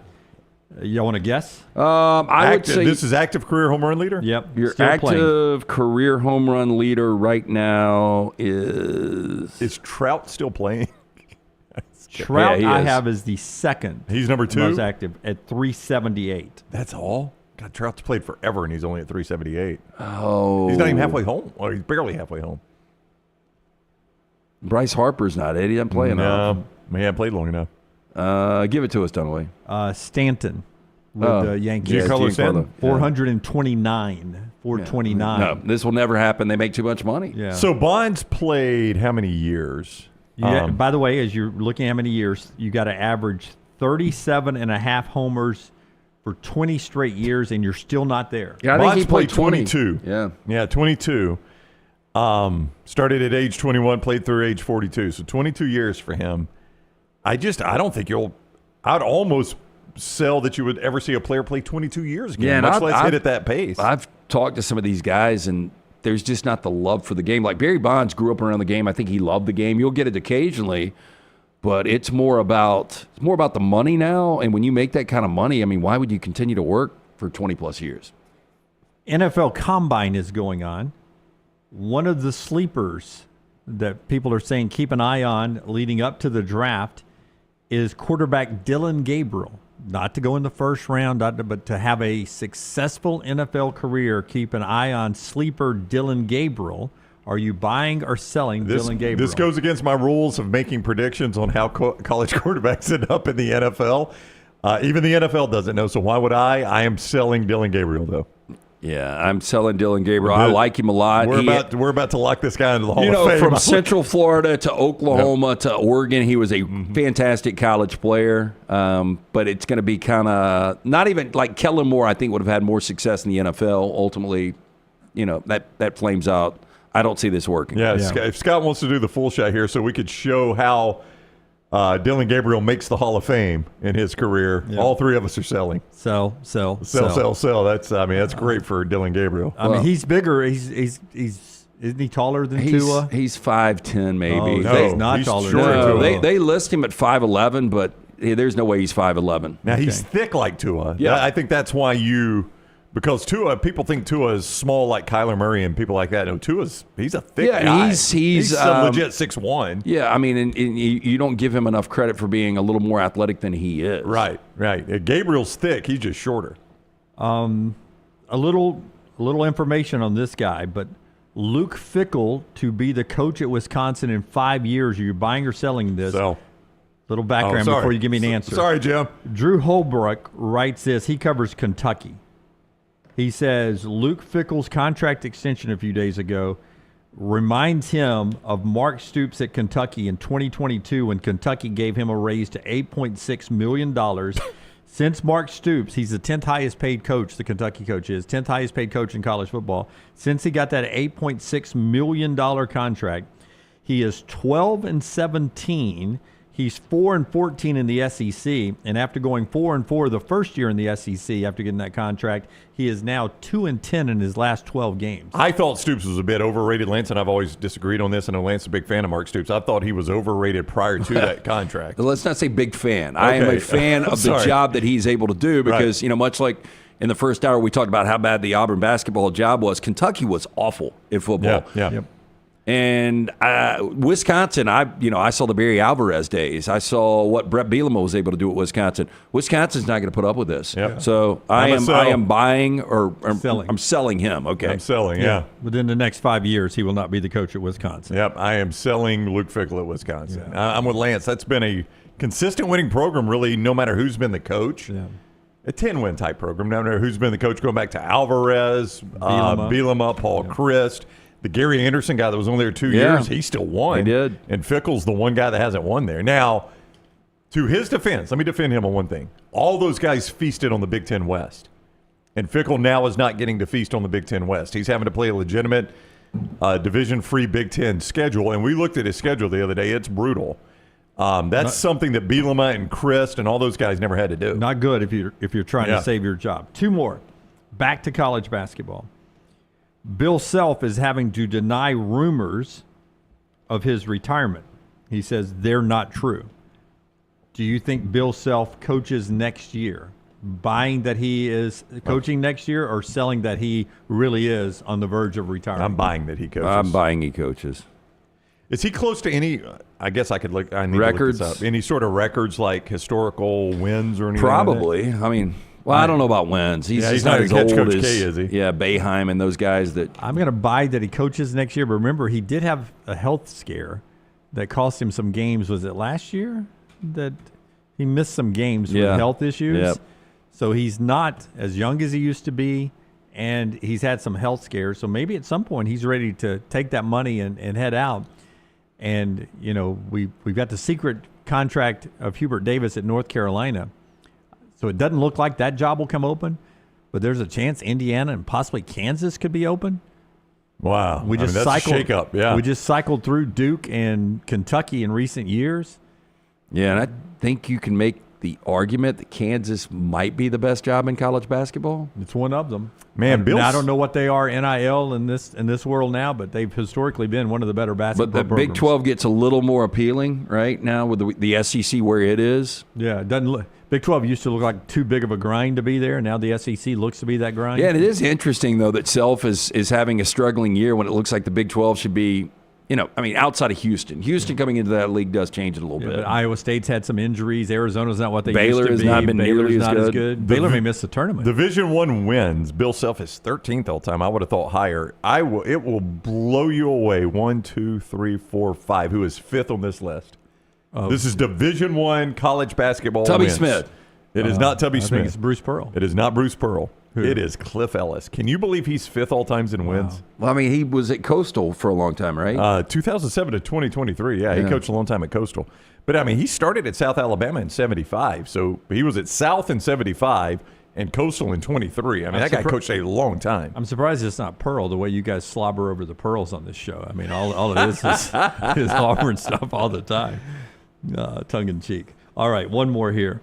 Fiery discussion today. I didn't know we'd be all fired up on the bubble. If I put the SEC getting at least 11 teams in LT, are you buying at least 11? 100%. I mean, obviously you're selling on 14 and 13. 100% Are you buying buy. at least 11? Strong buy, Jim. I'm putting in a strong buy on this one. I'll go Norma Ray on mine. That's where I'll go up. Buy. I'm Buy. going to, because this league has so much momentum, I am going to buy. But, I mean, that was where my cut line was. After the Arkansas win last night, it was 11 deep. Arkansas at 6-9. I cut Georgia, Texas, Oklahoma, and obviously LSU and South Carolina. So we can't get 14, you don't think? I don't think so. We've done this many years. I think we probably do this every year. When we get to this time of year, we always say, guys, they got to have 68 of them. Yeah, and we use my favorite phrase. It's a soft bubble this year. That's right. We got 68 lines. They got to put a team on. So you're going to get some bad teams in the tournament. And one less automatic, right? Because the Pac-12 is. That's the whole reason, by the way, we went to the play-in games, if you remember. Do you remember that? Was the automatic? There was a conference split. And they didn't want to take away an at large, so they went to the play-in games. If you remember, and I can't remember what the conference. Remember that. Yeah, it might go as far back.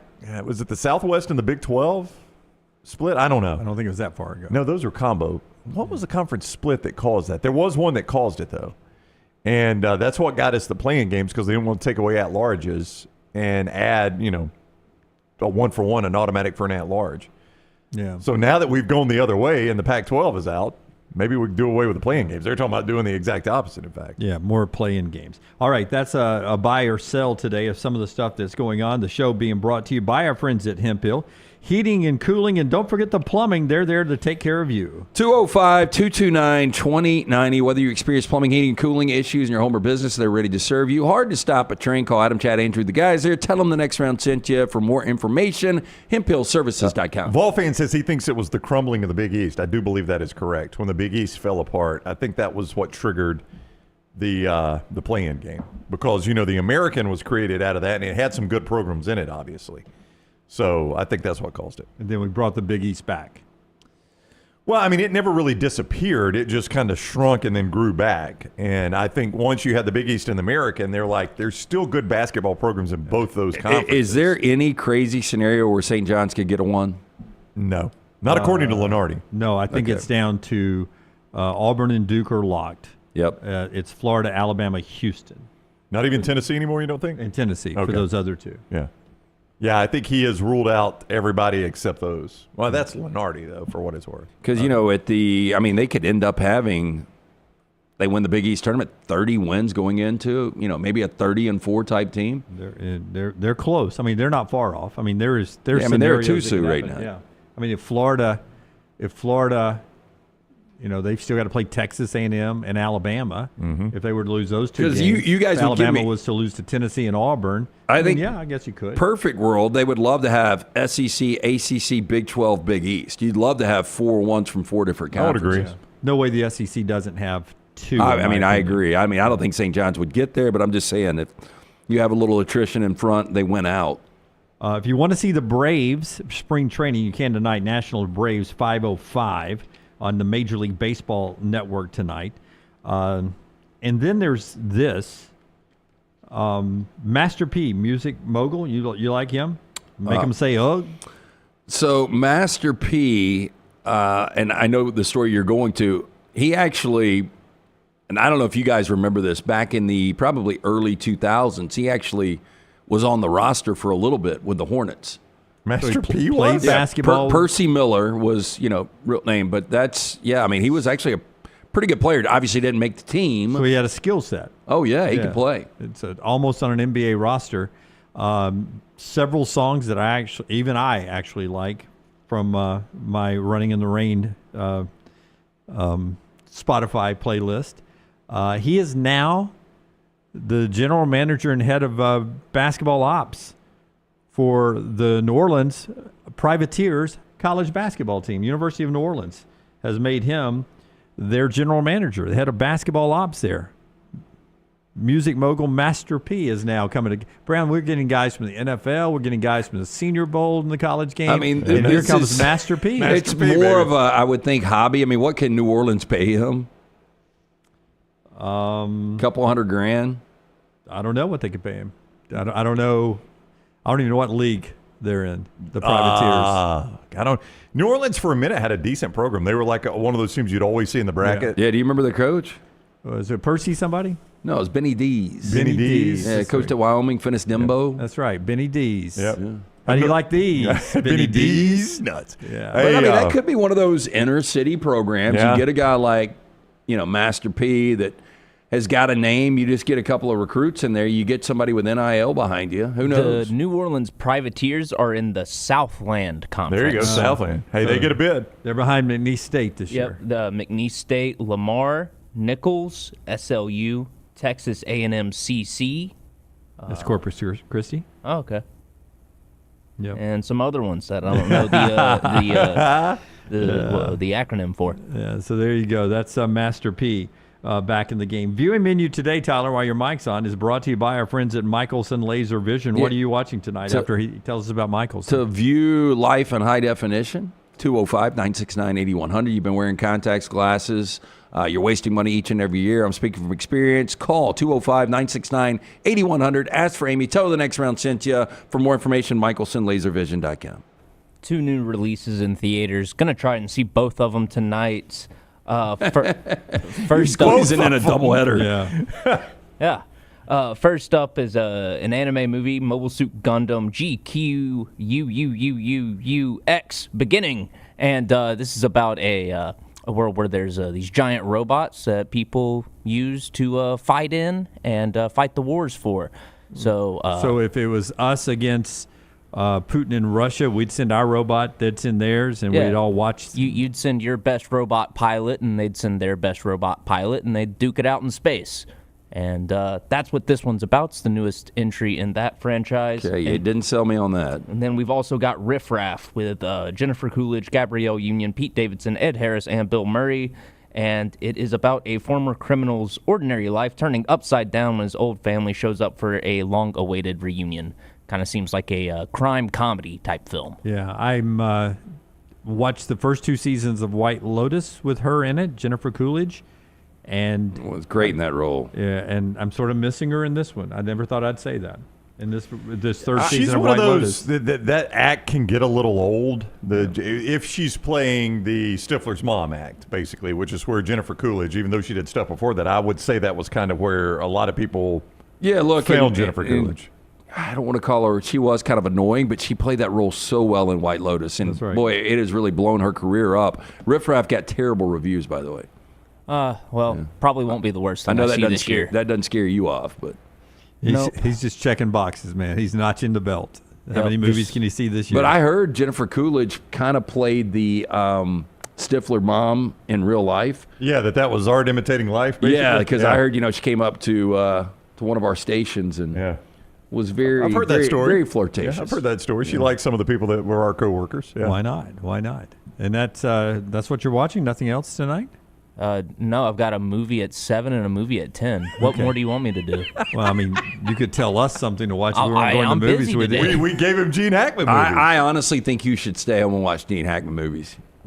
They're much better. I disagree. Okay. Okay, so unfortunately on that story, TMZ is now reporting that the deaths are being called suspicious. There was a report this morning, I read it, NBC News, that foul play was suspected.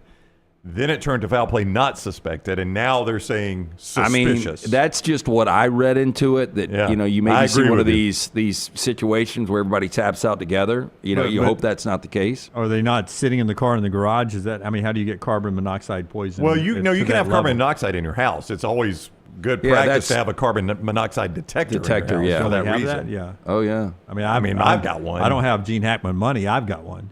Yeah, I mean, they're pretty cheap. Yeah. But it's you hear, it's like a shark it was attack. Safety code to have them. I do think it is safety code, yeah. But it is like a shark attack. I mean, they happen. They don't happen a lot, but. Yeah, but this is being ruled as suspicious now. So a lot of stories are floating around out there. There has been such back and forth reporting. I don't even want to get into the stories right now because I don't know that. I mean, I don't know, but it's being reported as suspicious. All right. When we come back, we'll get to trash, a couple of more highlights from basketball last night, and more to get to on the show as we get ready for another big weekend of basketball. Don't forget the basketball show ready to roll for you tomorrow morning with the weekend edition. Taylor and I will tape that tonight to get you ready for Saturday's big game, Auburn and Alabama on the road. More bubble talk for the SEC. Bama and Bourbon is out this week, where you and Suttles had we had an option at a great bottle of bourbon that was up here, but it looked like you'd settled on a really good bottle of bourbon for Bama and Bourbon. We did not have an option with that. Yeah, you didn't have the. No, that was never an option. That was a you take home one. Yeah. I don't know if you specifically heard the individual that gave it to me. Hey, get this bottle to him. Oh, okay. Get that bottle to him. Yeah. Anyway, it is a new edition of Bama and Bourbon where Aaron Suttles always gives us great insight to what's going on with Alabama athletics. You get that here on our video platform, and so much of that stuff brought to you by our friends at Bud Light. Easy to drink, easy to enjoy. Back in a moment. Call the next round now at 205-734-0923. Hey, there's nothing worse than waking up to a plumbing problem. Don't get caught in a flooded house. Call the guys at Hemp Hill Services. Adam, Chad, and the team at Hemp Hill are the only ones I trust to fix it and fix it right the first time. Hemp Hill Services does it right and always at a fair price. For all of your plumbing, cooling, and heating needs, trust the name that Birmingham has trusted since 1954. That is Hemp Hill Services. Call now, 205-229-2090. That's 205-229-2090. Hey, Lance Taylor from the Next Round to tell you about one of our favorite places for breakfast, lunch, and dinner. That is Hamburger Heaven since 1982. Hamburger Heaven has been serving Birmingham's best hamburgers, cheeseburgers, French fries, hand-spun milkshakes, and sandwiches made fresh to order. All of their ingredients are fresh and prepared daily. This includes their beef, always fresh, never frozen, hand-pattied each and every day. For breakfast, lunch, or dinner, visit any of the 4 locations, Highway 280, Irondale, Gardendale, and Homewood. Just because you've quit going to the gym, it doesn't mean that you have to quit gym altogether. Dunaway, that is. With our Next Round podcasts open 24/7, 365, you can access gym anytime you'd like. While you may have done away with your treadmill routine, our version of Dunaway is standing by ready to get you back to your absolute best. Find all that lovely Jimmy D-led content on Spotify, Apple Podcasts, Google Podcasts, and in the podcast section of nextroundlive.com. This message is sponsored by Jimmy Crypto Inc. and Jimmy Crypto for President. Hey, Lance Taylor from the Next Round to tell you about my friends at Michelson Laser Vision, located conveniently UAB Highlands. Almost 20 years ago, I went in for the procedure. Only took 12 minutes for both eyes. When I went in, I had 20/200 vision. I was legally blind. Now I have 20/15 vision, still 19 years later. Make the call today. Schedule a hassle-free consultation, 969-8100. Dr. Mark Michelson, Dr. Jen Michelson, Michelson Laser Vision. Make sure you tell them the Next Round sent you, 969-8100 or MichelsonLaserVision.com. Hey, let me tell you about our friends at Urology Centers of Alabama. Compassionate and comprehensive urological care with 35 physicians, 17 locations across Alabama. Their patient-centered approach to all of your urological needs. Remember, they've got that new men's health center. It is beautiful, helping men with a wide range of sensitive male issues in a comfortable environment. You can always go online, visit UrologyCentersAlabama.com, schedule an appointment with one of their many urologists today. Remember the name Way to Wellness if you're battling weight loss in your life. I'm Jim Dunaway from the Next Round. There was a time I was over 216 pounds until Way to Wellness helped me lose 45 pounds, and now for over 2 years, they've helped me keep that weight off. Here's their website, aplanforme.com, aplanforme.com. That's a great name for a website because there's no cookie cutter plan. Everything is designed specifically for you. No contract, no sign-up fees, and your first consultation is free at Way to Wellness. By now, you guys know how I feel about my fashion. However, did you know that I care about your fashion choices? Cargo shorts are out, flip-flops are only appropriate on the boat, and please throw away that stained t-shirt from college. You may be thinking, EG, that's all I own. What do I do? Here's what you do. Go to nextround.store and fill your cart with a wardrobe that is approved by me. Stock up on logo t-shirts, hoodies for football season, and hats for every day of the week. Trust me on this one and head over to nextround.store to get stocked up for this season. Looking to expand your business? Let the Next Round help you. Contact us, sales@nextroundlive.com, and be part of the team. Advertise your product to hundreds of thousands of potential customers on our ever-expanding platforms. The Next Round can take your business to the next level. Join our existing partners in the fastest-growing media space, both live and on demand, while reaching the most desirable audience for your business. Get more information by emailing sales@nextroundlive.com, and one of our team members will work with you to build a plan to take your business to the next level using the Next Round.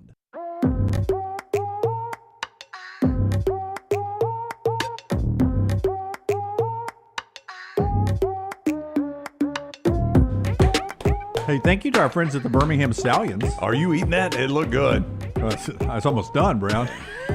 I don't think you can say I'm eating it anymore. I ate it. How many donuts did you eat that time we wiped a steak? I don't think we ever did donuts. Oh, I thought we did. Pancakes, I know. Pancakes. Yeah, my buddy Heath, I think I told you guys this story. He did 12.5 gallons of milk. He did it in 30 minutes. And maybe he did it in 10 minutes, but it put him down for the weekend. So didn't he do the powdered donuts, or did he do full Krispy Kremes? He did full. He did a dozen Krispy Kremes, did the half gallon of milk. And that was after he did the big Tabasco, the half gallon. I wish I knew who the maker of these was. When I was a kid, there was a clear plastic bag of powdered donuts, and it would have like a twist height at the top. I thought that was Dolly Madison. Might have been, Lance. Could not stand those. Oh, I love them. I tell you what they're really good with now is chocolate milk. I won't have them much. We used to do that all the time. But the powdered donuts with the chocolate milk is legit. I saw Tim Leach eat an entire bag of those with a glass of milk at breakfast one day. I don't know how you do because that's that cake donut. I know, but he did, Like buddy. those donuts, I could probably do a half dozen. I'd feel like shit. But the flour donuts, man, I don't know how you could do a whole bag of those things. See, it's like the concrete. milk that screws up the... Now you're mixing that milk in there with those donuts. It almost makes makes making concrete. Yeah, it makes it like glue. Yeah, that's what's happening down there. Well, if you only ate one donut, what's your go-to donut? That one I just had was pretty good. I mean, just like a flavor, not necessarily a brand, not a Dunkin'. I or Krispy Kreme. love, and this is nostalgic for me, just the glazed chocolate covered donut. That is good. I like blueberry cruller, basically. Like glazed Not blueberry. saying blueberry cake. Yeah, blueberry cake. Yeah, but it's got a little glaze on it, doesn't it, Scott? It's not. Yeah. That's what I like. Blueberry cake. So the glazed cruller is pretty good too. You guys have been to the donut hole, right? The word cruller is an end for me. Yeah, I don't like crullers either. Yeah, me either. What do you hate in a cruller? I don't like the cake donut really. Yeah. Outside of the powdered, it kind of makes sense. But have you guys ever been to the donut hole? Oh yeah, down at the beach. Yeah. Oh yeah. But I never get donuts there. It's crazy how long that line is. Yeah, I know. But man, just going in there and just hand picking and doing a dozen and putting them together. And it smells so good. I bet if you work there, it smells awful. Yeah. Every time I go into one of those hole-in-the-wall donut shops, I never get the donuts. I always go for like a kolache if they've got it. Yeah, I like a good kolache. Yeah, yeah. I'm American, so no on the kolache. You don't like kolaches? No, I don't like them either. Oh, those are good. Oh, they've got some with the Is that with the meat on the inside? Yeah, it's like almost like Egg and cheese, like a yeast roll with meat on the inside. I passed the Bucky sign in Athens yesterday, and it was talking about the kolaches. Yeah, the kolaches they've got there. They've got good ones. My buddy Benny Mac always. There's a place when we go play golf down at Farm Links. He stops and gets. I get donuts. He gets kolaches, and usually somewhere between the third and the sixth holes, he's up in the woods. Okay. Like a bear? We're waving to force him through. Hey, so... Or he's having to wait. I think it's number 7 that's got that bathroom I don't on it. know this, but you said I'm American, so I don't eat kolaches, but... I thought it was German. Where's the donut from? Is it an American invention? It's probably French. I don't care. I've made it Southern with Krispy Kreme. I just like a good Krispy Kreme or a good glazed donut with chocolate. Of course, on I top. thought the microwave, I found out last night, it was an American invention. I thought it might have been German. Nope, American. Google says the history of the donut itself is generally traced to Dutch immigrants in the 17th and 18th century New York and then New Netherlands. See, there you go, New And York. I'm actually Dutch. And Dunaway is a Dutch name. Well, how about that?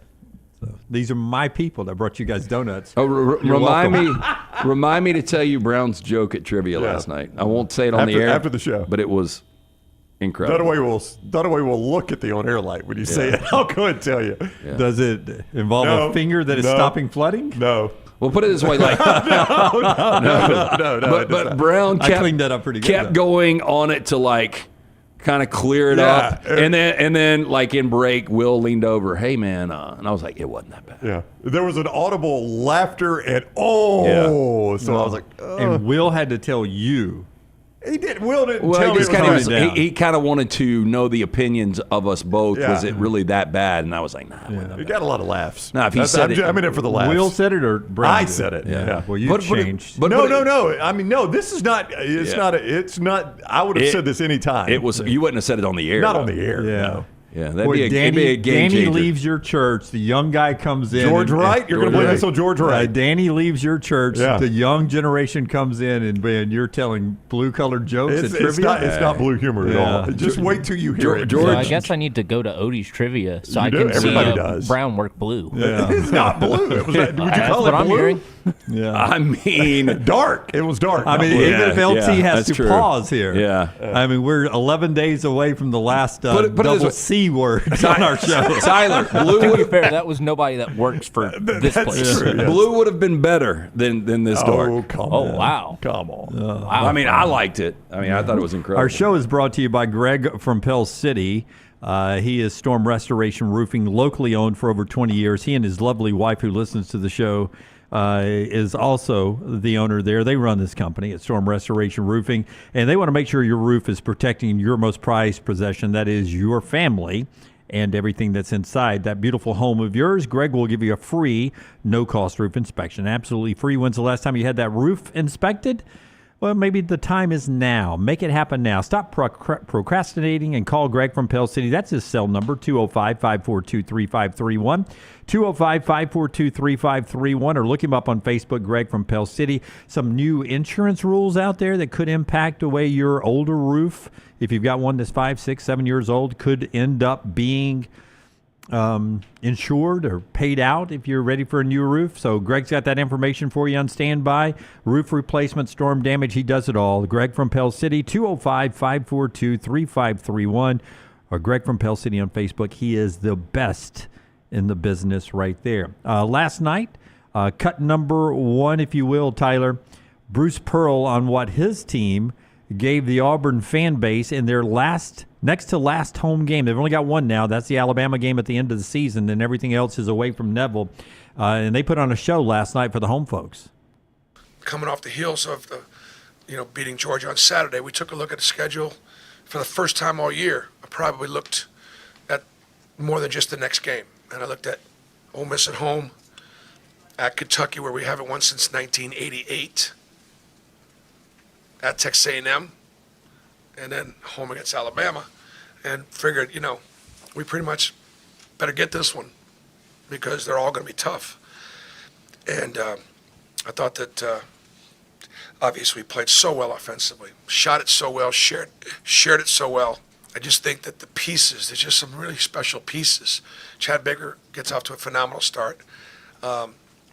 Wasn't able to practice yesterday because he had a stomach virus, and he's on IVs last night and this morning, and battled back, played great. Johni was dominant on the inside. I love our shooting percentages. I thought that we just shot the ball and shared it. We shot it and shared it. And as a result, we put up a pretty big number. 20 assists, and in our chat last night on the postgame show, Auburn fans were reacting like that win made them feel comfortable. They will definitely be the SEC champions now. That if they had lost that game, then it would still be up in play. But winning that game, they feel like they're the champions now. Well, you can clinch at least a tie on Saturday, and there's actually a scenario where you lock it down on Saturday. So, that I would agree. It's hard to see them not at least tying, and that's going to take losing 2 games now. One, but Alabama would control one of those, but then Alabama's got to win all theirs too. So it's a 2-team race with them and Alabama. They obviously have the edge there. I think this Kentucky game is interesting though for Auburn. Like, I think they lose the game. I think they lose to Kentucky. Wow, I don't. Yeah, I mean 1988. It's a long time. Johni Broome was already talking about it last night. Those guys beat us last year. I know it's not the same coaches, same players, but. Nope. But the University of Kentucky beat us last year, Johni said, and we remember that, and that will be a focal point. And Johni knew that it was 1988, last time they'd won up there. These guys are focused on that. Yeah, and I think Auburn's going to end up being a 5-point favorite I think Auburn probably wins again. Like, it wouldn't shock me. Now, Alabama's got a tough game at Tennessee, obviously, but if you had Auburn lose, Alabama win, and then at least there's some intrigue next week, that wouldn't blow me away. Yeah, what really is interesting is this is a opportunity for Auburn to play on the court that they could likely open up the NCAA tournament on. That is correct. Keep that in mind as you watch the game on Saturday as well. There, I guess, technically a chance that both Alabama and Auburn both could be there in Lexington when the Selection Sunday rolls on, just going to different regions after that. Auburn likely on the way from Lexington to Atlanta. Alabama, if they are still in a good place, from Lexington to Indianapolis could be some destinations, preferred destinations, if you will, for those two teams when we get to Selection Sunday in 17 days. We are to Trash Now. It is brought to you by our friends at Mortgage Right. Tyler, after a great one yesterday, can you back it up with 2 great trash opens in a row? I'm here with the winner, Derek Lewis. Derek, why'd you take your pants off? My balls was hot. I understand.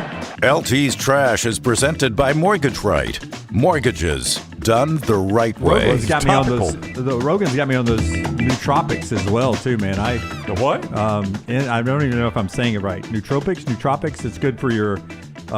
I can't remember now, but it's for your memory loss. It's supposed to actually help with that. Yeah. No idea what it's called. I forgot. That was the joke. That was an incredible endorsement. Yeah. Hey, it is buying season. Our friends at Mortgage Right here to help. Veteran founded here in Birmingham, offer loans throughout the country. While the area they serve may have grown, their commitment to Birmingham and veterans has not changed. Before you take the next steps on a new home purchase or refinance, talk with the team at Mortgage Right. No cost or obligation to find out what you qualify for. You can get more information. Go to their website, mortgageright.com. Call 205-900-7200, NMLS 2239, equal housing lender. You guys always talk about how unique mine and my wife's relationship is. On Sunday, I was bragging about the nootropics, I think is how you say it, and how it's helping with my memory loss. And my wife literally said, she goes, less than 24 hours ago, you posted the wrong team ahead in the Alabama-Kentucky basketball game on Twitter. And you're going to sit here on Sunday? I love she bust your balls for that. And bring that up. And I was like, oh, I'd forgotten about that. Thanks for bringing that back up. Forgot about it. Wait, how did she know you posted the wrong? It was a big thing. You don't think I talked about it when I got home? Oh, was it a big thing? Oh, it was. I mean, I was upset people about were it. killing Jim, and I think some of it in good humor, some of it is people wait, looking for clout. What happened? I posted. You had the wrong score. I really watched. Yeah, but how many people how many people are actually going to get the score from you? They're watching the game, they know what the score is. No, but it wasn't for me. It was from our next round account. Yeah. It was the problem is I wouldn't have bothered me if it was some Jim Dunaway's account, but we put out content on our account. Because we never get anything wrong. No, but I think that was the first time. Yeah, I think a lot of people were like, y'all have 2 people at the game, and you can't even get the. We had 1 person at that game. Oh, Little T was in Auburn. That's right. Yeah, and that's where it started. Everyone was blaming Little T. Oh, the Barner's not even watching the game. You were manning the helm. Well, I was going to say I can't believe people would get upset. People get upset about everything. Like if you were reporting Mark Sears goes down, he's taken to the locker room. It looks like it's season ending.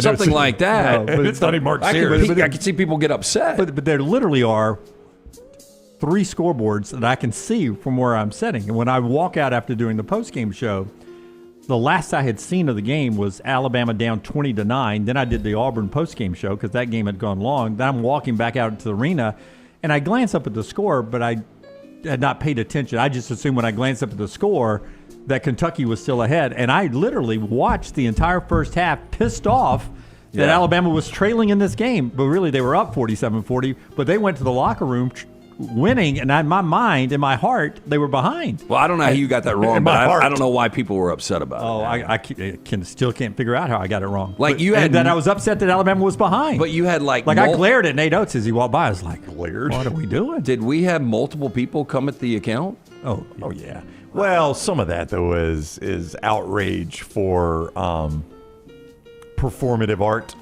Yeah, you just see somebody famous or notable get something wrong. So right, you yeah. make fun They're not of them, really, and then you get likes on your posts. Yeah, they're not really pissed. And that's all that matters. It's just at the end of the performative day. art for a lot of it, yeah. And then a lot of people were just busting Dunaway's balls, but then that gets lumped in with people that are criticizing, so it's hard to tell. I'm glad you survived it. Yeah, well, I'm still alive, but it bothered me on Sunday when Maggie brought it back up. I had forgotten it because my nootropics are working so well. So did she work like you too? Hey, just when things are working well, you seem like you're settling back in. Hey, I wanted to remind you, you really effed up. Are you taking as many as you're supposed to take, you think? Have you OD'd on them? I don't know. I don't know. Is there a limit or a certain amount? I take them in in smokeless tobacco style. Okay, as a dip on the golf course. They make them that way, like the Zins? Yeah. Oh, I didn't know that. Yeah, that's how I'm taking them. Does it help your golf game? It has not. More than your memory? He doesn't remember. I can't tell you what I shot, bro. My golf game's gone in the other direction. Okay. Maybe I'm too relaxed. All right. I know I popped one in for the drive home last night. Do you think the subliminal, you like jacking up the score? Do you also jack your golf score up to your benefit? Oh, no. It's my golf game is in trash right now. I can't break 90 anymore. Okay, here's one thing I never understood. Vandalizing someone's car if you're pissed off at them. I agree. I don't understand it. What was the Carrie Underwood song before he cheats? Put a key in his four-wheel drive. Take a bat to his front light. Yeah, right? that's a good Headlight. song. Now, cops have charged that Evelina Fabinski, 18 years old, mistakenly damaged the wrong auto last night. Oh, my goodness. On the Deltona, Florida street where her ex resides. Woo. By the time officers responded to the 911 call about a, quote, young woman spray painting a vehicle, she had already caused $5,000 damage to an innocent car, along with the words Jason and Devil. Tony, what the hell did you do to that girl? I don't even know who this girl is. How do you not know what your ex drives? Well, I guess, what is that? Some people just aren't car people, and oh, it's a black car. It's got four wheels. Yeah. So Fabinski, who was assisted by a 16-year-old female sidekick, told cops she was angry at her ex over a $700 debt. Whoa. She was Oh, hey, yeah. she's Jesus. like, I'll go ahead and tell you, that guy is lucky as only his car, and not his soul. Yeah, like that's the last person you want to break up No with. doubt. Not because of the way they look, but also because of the way they look. If her head spins all the way around, I am not surprised. Now, she has been charged with criminal mischief, contributing to the delinquency of a child, and illegal possession of alcohol. Also hit with the DUI rap. Her underage friend, who was found covered in yellow paint, cited for marijuana possession. So her underage friend is 16. Yep. Well, she's only 18. She's only 18. We may need to put a tracker on her just to find out where she goes in case there's carnage in life. You say you're at a Slayer concert, it's not going to shock you. I feel like those eyes are just pulling the soul out of my body. I feel like she sets fire to things for fun. Yeah, she could. Yeah, or cuts people open. She's definitely got a lizard. I would lean a snake. She's got some kind of reptile. Some kind of cold-blooded creature. Yeah. And the tattoo, probably 5 points on the tattoo. I would. I would tell you, Deltona is too close for us to be talking about this, probably, right? Maybe. It's in Florida, right? Yeah. Our states connect. So a late-night disturbance at Stoner's Pizza Joint escalated into a police chase. Good name. Prolonged struggle with a man accused of exposing his anal area to customers, leading to his arrest on indecent exposure charges. My butt was hot. To Lauderhill Police Department incident February 21st, they responded to reports of a man exposing himself inside of the Stoner Pizza Joint. Now, police reports indicate the man, upon arrival, he informed witnesses that Claude Daniel, 35, had been yelling at staff members, refusing to leave and repeatedly exposing himself. By the time officers arrived, Daniel had moved to the parking lot where officers observed him lowering his pants and exposing his sexual organs. As police approached him, records show Daniel pulled up his pants, attempted to flee. Officers repeatedly ordered him to stop, warning a taser would be used. According to the incident report, he ignored the commands, and guess what happened? He got tased. Where did this photo come from? Is that him in the process of being tased, or that's not his mugshot? I'm not sure because you're right. It doesn't look like a mugshot. No, there's I no way assume that's a this mug. is like a picture taken while he was resisting arrest. Yeah, tried to grab the officer's taser, eventually subdued, taken into custody. After calming the situation, officers returned to Stoner's Pizza Joint to find out how the ordeal had begun. Now, staff at the pizza restaurant told officers he entered the store, began yelling at employees, wasn't making any sense, finally exited the front door. That's when he started pulling his pants down. He was transported to county jail. Sir, pull your pants back up. The sizes are in these little pans on the wall, 12, 16, and 22 inches right here. I did not want black olives. So Brown asked somebody not long ago if somebody was wearing a toupee. That is correct, and I was told no, and it was a surprise. Okay. And we'll Is it a we'll famous take a break. person? No, not really. But somebody you know. Yeah. Colombian police say they apprehended a 40-year-old man attempting to smuggle several bags of cocaine concealed but between or beneath his attached toupee. Okay. It looks like a very hairy bike helmet. Yeah, or you're trying to limit concussions in the NFL. Yeah. Man, but his scalp looks rough. He had to shave it down. Now, police say the suspect detained on Monday as he was boarding a flight to Amsterdam. 220 grams of cocaine packaged in small bags, strategically placed under what authorities described as, first time I've ever heard it, a narco wig. Yeah. That's now, what that police is. estimate the street value of the drugs approximately $10,500 European markets. Police video released on Monday captured the moment after an officer wearing blue gloves carefully removed the suspect's wig with scissors, revealing approximately a dozen packets of cocaine. Listen, Tripp, some people insert it into themselves as mules. Nope, I'm going to go with the toupee, man. That's all I'm in on this. But he glued it down to where it had to be cut off? Yeah. I mean, I see some glue residue on his scalp. Yeah. I mean, I would like to know, we never know this, but the value of the crack cocaine that's underneath the wig? The wig. No, it says $10,500. Dollars? Yeah. So you shave down your head and put glue on your scalp. A lot of work. Risk going to jail and wore a bad toupee for $10,000. Yeah, I mean, he's got 2 previous drug trafficking convictions. I'm going to assume 3 strikes, you're out. Yeah. He's probably going to do some hard time for this. What country was this? This Colombia. was... Yeah, Colombia. leaving Colombia, going to Amsterdam. Lovely. Look at the purple. Honest to goodness, if I just... If he had just waited until he got to Amsterdam, I don't think anyone would have cared. Yeah. Dude, how old is the cop on the right? Like 11? We got you, sir. Barney Fife, way to go. $10,500. Would it not just be worth the gamble to package it up in a mail, surround it by other stuff, and just see if somebody caught it? Yeah. If I sent 7 of those packages from different locations with no return address, nobody's getting arrested. If 5 of them make it through, it's a win-win. I mean, what are things that you would do for $10,000? Like, have you ever sat on one of those? I know you have, like a back oyster bar, and it's like on a bayou, and you know there's snakes and alligators in there. Like, I wouldn't swim across one of those for $10,500. No, I would not either. Why do we go to the trouble of doing a perp walk if we're going to blur the old boy's face out, Tyler? I wondered that when I saw the picture. Yeah. Well, I guess there's different laws normally in other the perp countries walk is, about like. I mean, if you do a perp walk like that, you do it so everybody can see. Star of the show is the narco wig, though. There's no doubt laying on the table. But truthfully, with Colombian law enforcement history, I think I'd want my face blurred out if I was the police officer so that the cartel didn't know I was a police officer. Do we need a placard to tell us it's cocaine? Cocaine, yeah. Finally. I think they Here's your headline. Train heist. Two parts down the table is butter. That's what it looks like to start with. Train heists in remote desert areas of the West have netted millions in Nike shoes. Now, one of the best train heists ever was in Breaking Bad, where they did it in a remote area. You guys remember that? Where they needed the one supplement or substance to actually make 1,000 gallons of methylamine. Yeah. That was an incredible job. That was one of the best episodes. This is obviously not real. This is AI generated. No, that's a real picture, Dunaway. The Nike train. Yeah. Running into You're telling the me sunset. Nike doesn't have their own trains? No. Now, thieves have targeted freight trains running through the deserts of California and Arizona in a string of audacious heists, resulting in the theft of more than $2 million worth of new Nike sneakers, including many that haven't hit the retail market yet. Now, in a January 13th robbery, suspects cut an air brake hose on a BNSF's freight train traveling through the remote section of Arizona, made off with more than 1,900 pairs of unreleased Nikes worth more than $440,000, according to a criminal complaint filed in federal court in Phoenix. Many of the shoes were Nigel Sylvester Air Jordan 4s, which won't be available to the public until March 14th, expected to retail at $225 per pair.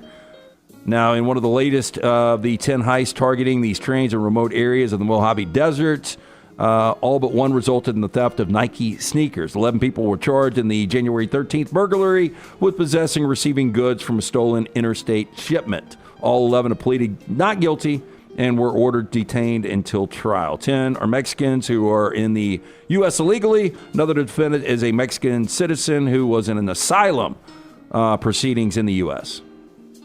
I'm not crazy about those shoes. Well played after the asylum. What? Oh, I'm not crazy. I love the Jordans like the design, that is a classic design that they have stuck with over the years that I absolutely love. But that all red, I'm not crazy about. Yeah, I mean, alternative shoe. Yeah. I don't know. I mean, it is that Jordan is iconic. Yeah. I prefer the white ones with like the gray speckled ones. I do too. That's the what white cement fours. So those are the ones I got stolen after the Guns N' Roses concert. Yeah. Oh, like that? Yeah, but they were the original black, red and white. And gray. the like the snake skin. No, they weren't snake skin. You're talking about the ones that kind of have what looks like the snake skin on them, right? It's elephant print. Elephant print. Thank you. You were talking about the classic Jordan. Yeah, I'm talking about the Bulls. That's what Kelvin Sampson was wearing in the game Saturday. I noticed he had those on. Those are fantastic. Yeah. Somebody may have had one of those on for Ole Miss last night. Those old Jordans? The snakeskin. They're sort of gray look. Was anybody talking about the Ole Miss story? Yeah, that is a good looking shoe. At the right game there. last night. Yeah, that's a fantastic shoe. That's what Kelvin Sampson was wearing. Were there any jokes two or nights signs? ago at the Alabama game? People were already talking about the Ole Miss story? Yeah. So I thought last night, though, with Auburn students, that they might be heckling some players with... Yeah, I don't even know if it's real. I'm not sure have if we it's gotten real. confirmation that it is a legitimate story? I don't believe it was real, but little T and I stopped off for a little dinner before, and at our table we were talking about seeing the headline, Ole Miss student dating scandal, and then all of a sudden Lane Kiffin uncomfortably clicks on and then goes, "Woo, thank God. It's not me. Yeah. I'm not involved." I'm sure he's taking a look at. I mean, the picture I've seen, he's probably like, "Damn, how's this one escape me?" Yeah, but just to see that headline and Kiffin going, I don't want to go shaggy on you, but it wasn't me. And the biggest upset of all time. I know I was probably the betting favorite. But he's not dating the Ole Miss girl anymore, right? Didn't they break up? I thought it was like Layla and Kiffin are back together. Well, there were rumors that he was back with Layla. Yeah, Layla was moving to Oxford. Yeah. That was being reported back in the fall. Yeah. Because he went to her birthday party or something like that. Crazy. You would think her window's closed with him. Yeah. But to tell you, that's been a big story in my basketball journeys the last 2 days. And I have it written down. I didn't want to get to naming names or anything, but I did point out that that's probably worst father of the year. Well, Aaron in the chat room that's a tough one to come back says, y'all better not mention the name. They will come after you, and the FBI is now involved. Yeah. So let's kind of see how the FBI part plays out. I almost mentioned it. Yeah, let's see how that plays out. Well, I didn't even write the names down. I'm just saying if it ends up being true, yeah. I mean, I think I would give my kid lungs and kidneys and hearts. To do it the other way around, I just that's a rough choice. Good luck. I hope it ends up not being true, which has been me too. Which has been my betting favorite. Well, Thanksgiving is gonna suck. Next year. Well, Egg Bowl. It's been my betting favorite since the beginning. I was like, there's just no way that's true. All right, that is the end of the show today, and that was Trash, brought to you by our friends at Michael's Mortgage Right. Yeah, 205-900-7200, mortgageright.com, NMLS 2239, equal housing lender. We are back with you tomorrow at 9 a.m. Central Time to get you ready for a big basketball weekend, the next to last weekend of the regular season in the SEC, and a lot more. Enjoy your night. Until next time, God bless you and God bless America.